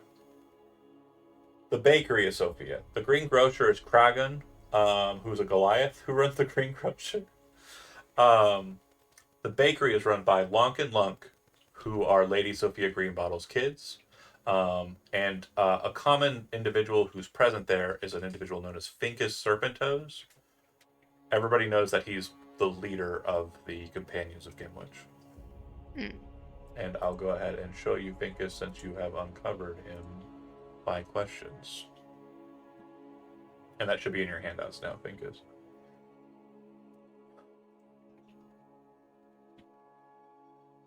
Great question. do they sell croissants? Oh, right. What do they make? So they definitely have good trade relations with Sneeb, as mentioned. So there's definitely a lot of honey Hell yeah. items present in their stuff. But yeah, they do have buttered goods as well due to their connections with Red Mill and also what was it? North Mill. Do they have apple fritters? They don't have a connect with Spencer or any apple Lame. gatherers at current. Connect bakery with Spencer. Quest 1. This is the joy. Okay, I did write that down. I love that. That's wonderful. Any other questions? Anybody have anything that they're looking for in particular? Obviously, there's somebody who's a little bit religiously minded. Do you have any questions about like any of the churches? Starry eyes. Nope. Well, I was also looking at Tom as well. Both of you. Okay. Like I mentioned in one of the channels, Soul is a little suspicious of churches and organized religious groups after Perfect. Uh, Absolutely some fine. stuff. I'll leave it open for just a few more seconds for one more round of questions, and then I'm going to get into the last part of our discussion here. The segue into next week. Nobody has any final questions they want to ask about anything? Okay. Did we go over the bone collector? No. Do you want to talk about it? I kind of am curious why there's a bone collector. Sure, as you should be. That's a great question. So the bone collector is a simple house on the side of the road that has a cart outside laden with bones, animal bones. They come from all different types of creatures. Some appear to be aged humanoid bones. It's widely known that these are from battle sites that are collected from the Wizard's War. The collector is an individual named Snidmud Soil Sifter. Snidmud Soil Sifter is a deep gnome. He, him. Snidmud Soil Sifter. Here's the guy. He works with the material to craft all forms of tools and art. His most common pieces are knives, needles, hide scrapers. It's what's it called when you do bone work? My brain's dumb. Starts with an S. Scrimshaw. Scrimshaw, that's the one. I knew that because of a book I read one time. He also makes arcane pieces such as dice and magical components. Some folk feel his trade is a bit macabre, as obviously you did as well. But some of his finer work is prized even among the denizens of Highstrick Academy. And I will also give you the location art for that one, because that is a cool spot. If my computer will do the thing. Bone collector. Show to players. I don't know why anybody would think that his profession and art is macabre. I mean, that looks so welcoming. Yeah. I mean, his house has a cool spine on it. Or, like, his doghouse has a cool spine on it. I was gonna say, wow, he lives in that. Yeah, he's a sort of Neblin. I mean, maybe.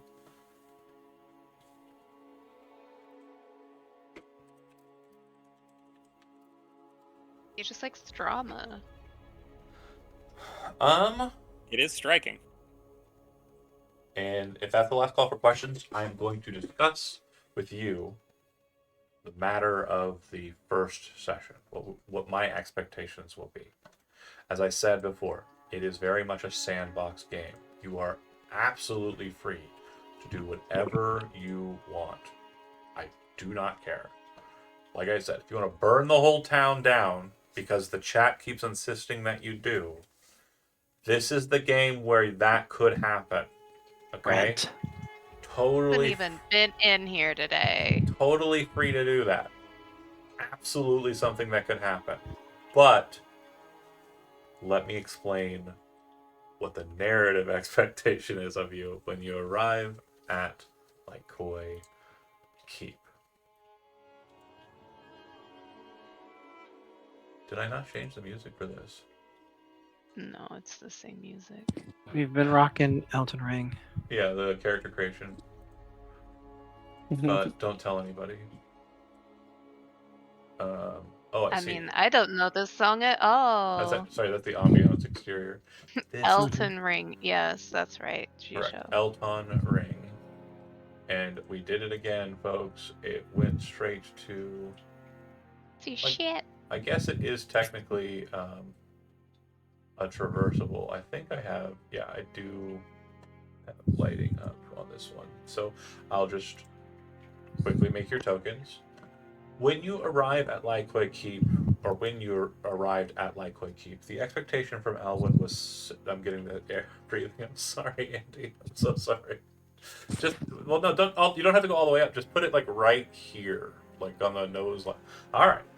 Take it as an insult. Then I'm not trying to be a jerk, but I am succeeding. The expectation. Natural talent. Some people are just born with it. The expectation from Lord Alwyn when you arrive is for you to set yourself up and then get to understand the region. What we just went through, that discourse, was basically the first few weeks, or 6 day rather, because that's what they're called in campaign, of you asking questions. Well, I used to walk by this place. What goes on there? And then him taking you to the greengrocer or taking you to the bakery, and you getting to know about what the town is like, the things that were interesting for you to see or to do, or the things that he showed you. He also explained to you that everybody in the town, with no exception, has something about them that needs assistance. Everyone in town is in dire need of our help. His noble calling is to help all of those who are, in society's eye, beneath him, and do everything he can to best lift up the community and the civilization of Cardend so that all can live in comfortability. And the thing you notice most is, at least in Midtown, there really isn't much signs of distress, poverty. It seems that everyone in this community is welcome and is given the opportunity to thrive and survive. You haven't been to Marshtown, Delgun, the other boroughs, but at least so far as Midtown goes, you would see that this is quite possibly the nicest town you've ever been in. But he says even still, there are things that trouble folks. Some people may have things rooting around in their cellar, coming up from beneath. Some folks may be living close to the Cloak Wood on the south side of Midtown. Creatures most dire lurk within. It's known to Sister Arya that there is a hag in that wood. Confirmed. 100% a fact. He knows it for sure to be true. At least one, if not two hags in that forest. Are they hags that? You may know from your background, yeah. Yeah. Oh. They live in the Cloak Wood. Oh, did you Oh, think they were no. far away and not here? Well, I don't know. Did you think I didn't take the dwarf or the orc family that you created and toss it into Delgun? Well, you're Oh wrong. no. That happened. Oh no. Now, the elves are obviously from a bit distant further place from here, but you are aware that the town used to have bountiful trade with the town of Einkarad under the eye of Lose, the great hero of the agitators from the beginnings of the Wizards' War. But she left, and then the town disappeared from all elvish connections. Some mysterious and unseemly disconnect. The gates have shut. There's no way into the Feywild from here any longer. You arrived here by horse or carriage from a distant land that had a very limited connection for you to pass through if you came from the Feywild at all. And that was the second time it happened. It's weird. And you understand that it would be important for you to find out what is happening on the other side of the material plane in the Feywild.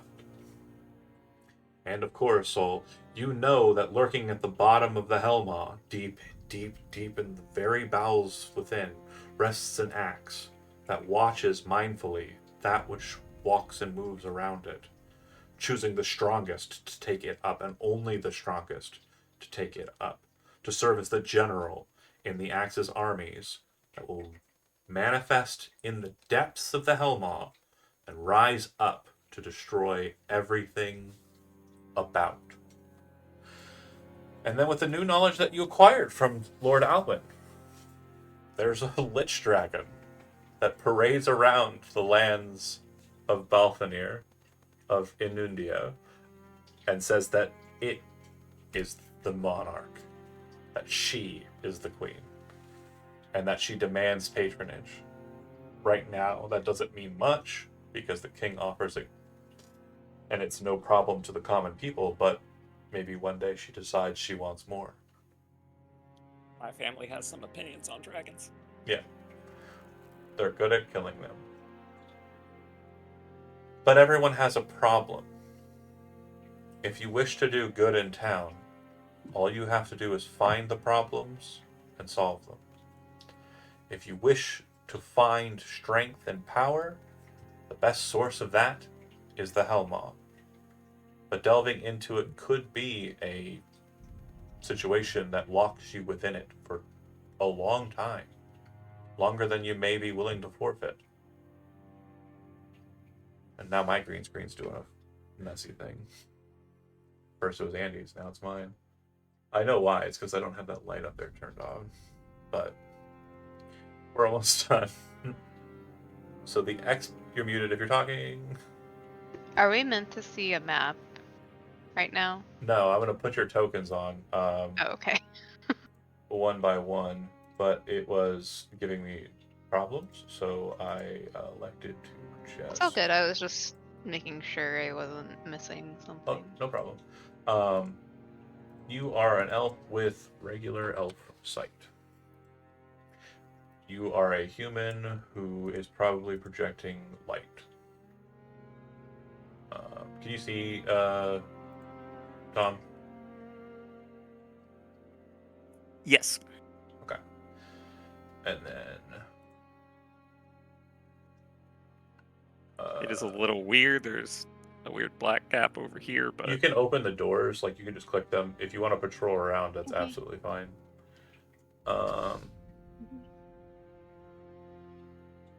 Okay. And then we got that one. And then we got that one. And this will be Aria. And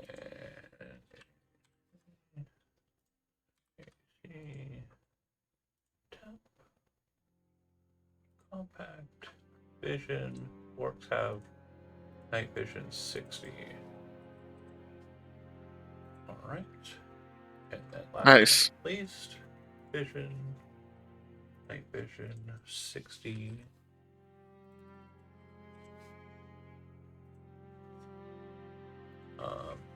This is Lycoi Keep. This is like Keep. I don't see anything. I know. I'm getting there.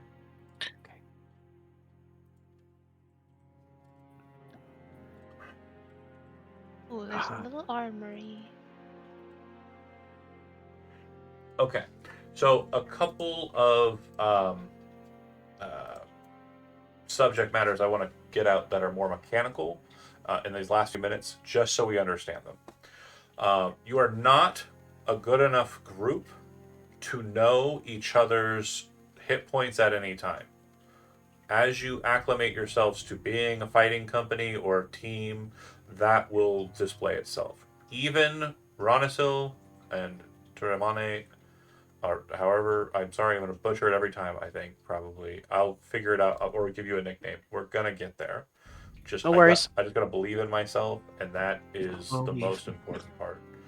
Um. Oh, I see. It's not actually giving you vision. I see why. Hold on. Dynamic lighting, daylight mode, save settings. Now it's good, right? I can see again. I can see. Too bad you're not a Twilight cleric. I know, right? Can see forever, no matter the light. So, explore the keep as you please. At the end of your exploration, and I think this has explorer mode, or no? Let me check. I'm gonna put it on there if it's not. Okay, so mechanical expectations. We will not be using explorer mode in dungeons. The problem that we've seen in Tuesday games with it is that it will just give you sight beyond walls for no reason. And Oh, man. I am not okay with that. Sight beyond sight is not something I signed up for. It's mostly Kimmy, so she might be hacking, but it's definitely something that has come up a couple of times. How dare you blame Kimmy? Okay. Fair enough. We have a Kimmy stan, and that's okay. Yeah. So we also mentioned that in the How dare you close those doors on me? faction You were discussion, left wide Jerk. open. there are downtime activities. Downtime is not something you elect to do. Downtime is a reward I give to you. If you are not at a point where the Lord Alwyn says, take some time for yourself, and then I give you downtime points, you don't get to do downtime activities. Even if you don't have anything better to do, that's your own damn fault. Figure something out, get to work, then you can get some time off. Because remember, you're on the clock. Okay? Yeah, we're in capitalism, and we're also in feudalism, so suck it up, buckos. Sorry. Wow. It's a 2-for-1. The fumbles, when you roll it, if you roll a fumble, it's not an instantaneous, like, I'm going to do something goofy. You're going to then roll a fumble save. If you roll a 1 again, then something crazy will happen. But if you roll 2 through 9, then something bad will happen, like you start to break your weapon. Gritty realism means that you need to repair your items, but it'll also quantify like where you can take rests. So I will say to you, if you're like, oh, can we take a long rest here? I will say, this is an unsafe location. You cannot do that. You need to find a place that is safe. In the Helma, you will immediately know which places are safe because they will have a fountain in them. If there is a fountain present, that place is safe. It is the rules of the game. It is very Final Fantasy coded. They are safe spots. I understand what I'm doing. It's fine. The I know a guy rule. I know one of you is just chomping at the bit, ready to abuse this rule. It is present. You will mention the guy that you wish to develop. However, because there are a lot of guys who have already been developed in the town of Cardend, if you say, I want a guy who's doing X, I will say, can we instead say you know guy I already have? And if you say, no, I want new guy, then I'll fight you a little harder, or we'll let you win, and you can have a new guy that does the thing that you want them to. Skill tricks will be allowed in this campaign. If you have the advanced ability checks book, great. If you don't, I will comp you a copy. Absolutely fine. If you don't want to buy it, totally chill. Although I think most of you already have, so great. I don't have that. Okay, well then I'll comp you one. Wait, what's it called? Advanced ability checks. Oh. It presents a feature called skill tricks, which give you basically added on effects you can do with skills. Those are not present in the new game, and they will be utilized here. Absolutely fine. You received a letter. I gave it to you. Some of you at Gen Con, some of you through the post. that letter is not just a thing that you are having that's just a momentum. Your character has an identical copy of that letter. That letter qualifies you as a Lord sanctioned individual. I may ask you to show it on screen to prove that you're Lord sanctioned. So just have that nearby. Ah, shit. Right. I think it's in this pile. It's a good idea to just have that whole envelope on deck because we never know when I'm going to ask you a question like I'm about to ask you right now, and you'll need to do it on screen for me immediately. You currently have a sealed sleeve with 2 magic cards in it, 1 land and 1 token. Mhm. I need you to go ahead and crack that open and pull I'll out be right the back. 2 cards that are present in that sleeve. Why didn't you warn us? Why Right would I now. warn you? Like, Look at just to Tom, he's have got it right there. This guy. We're not all Tom. Perfection. The Some envelope. of us got it whenever we were at The other side. Show Gen Con. the other side. Show the other side. I really wax sealed it, you guys. Sorry, it was really exciting. But yeah, crack that open. What are we looking at? We're looking at the our land sleeve cards. of cards. Okay. If you pull the sleeve, pull the 2 cards out, and I want you to take the token and return it back into the sleeve, and then display your land. You taped it really well. I did my best.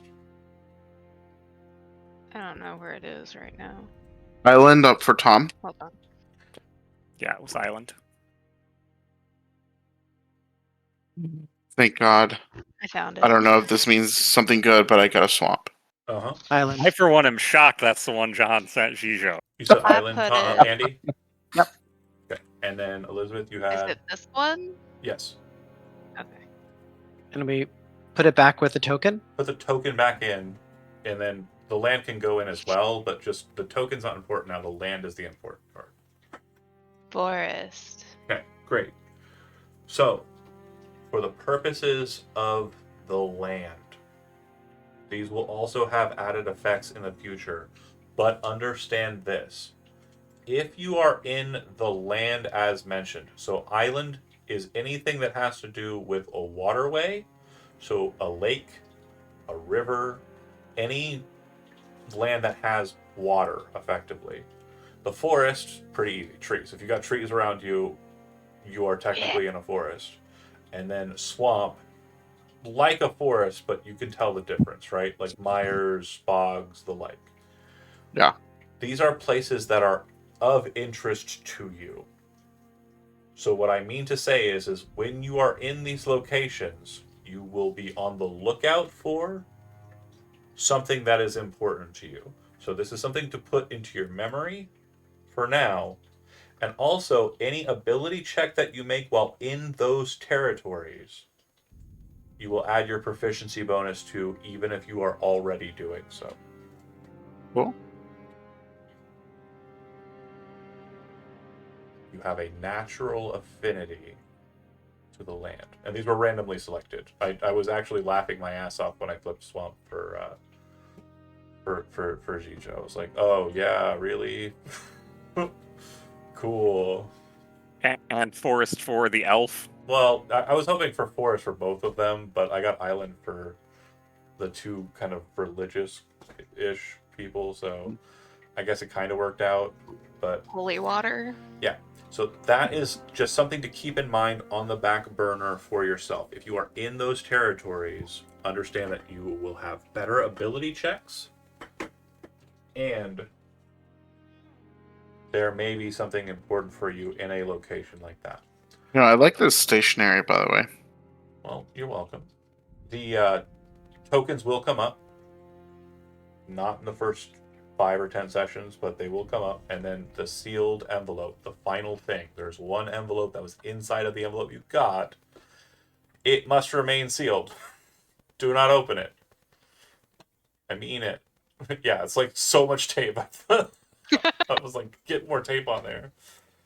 Perfect. Okay. That is a lot of tape. So the expectation for the first session is you'll be starting here. I will give you the map connected to this place, and you can go from there to Midtown and out from Midtown to anywhere you wish to go. There is nothing refraining you from doing anything you want.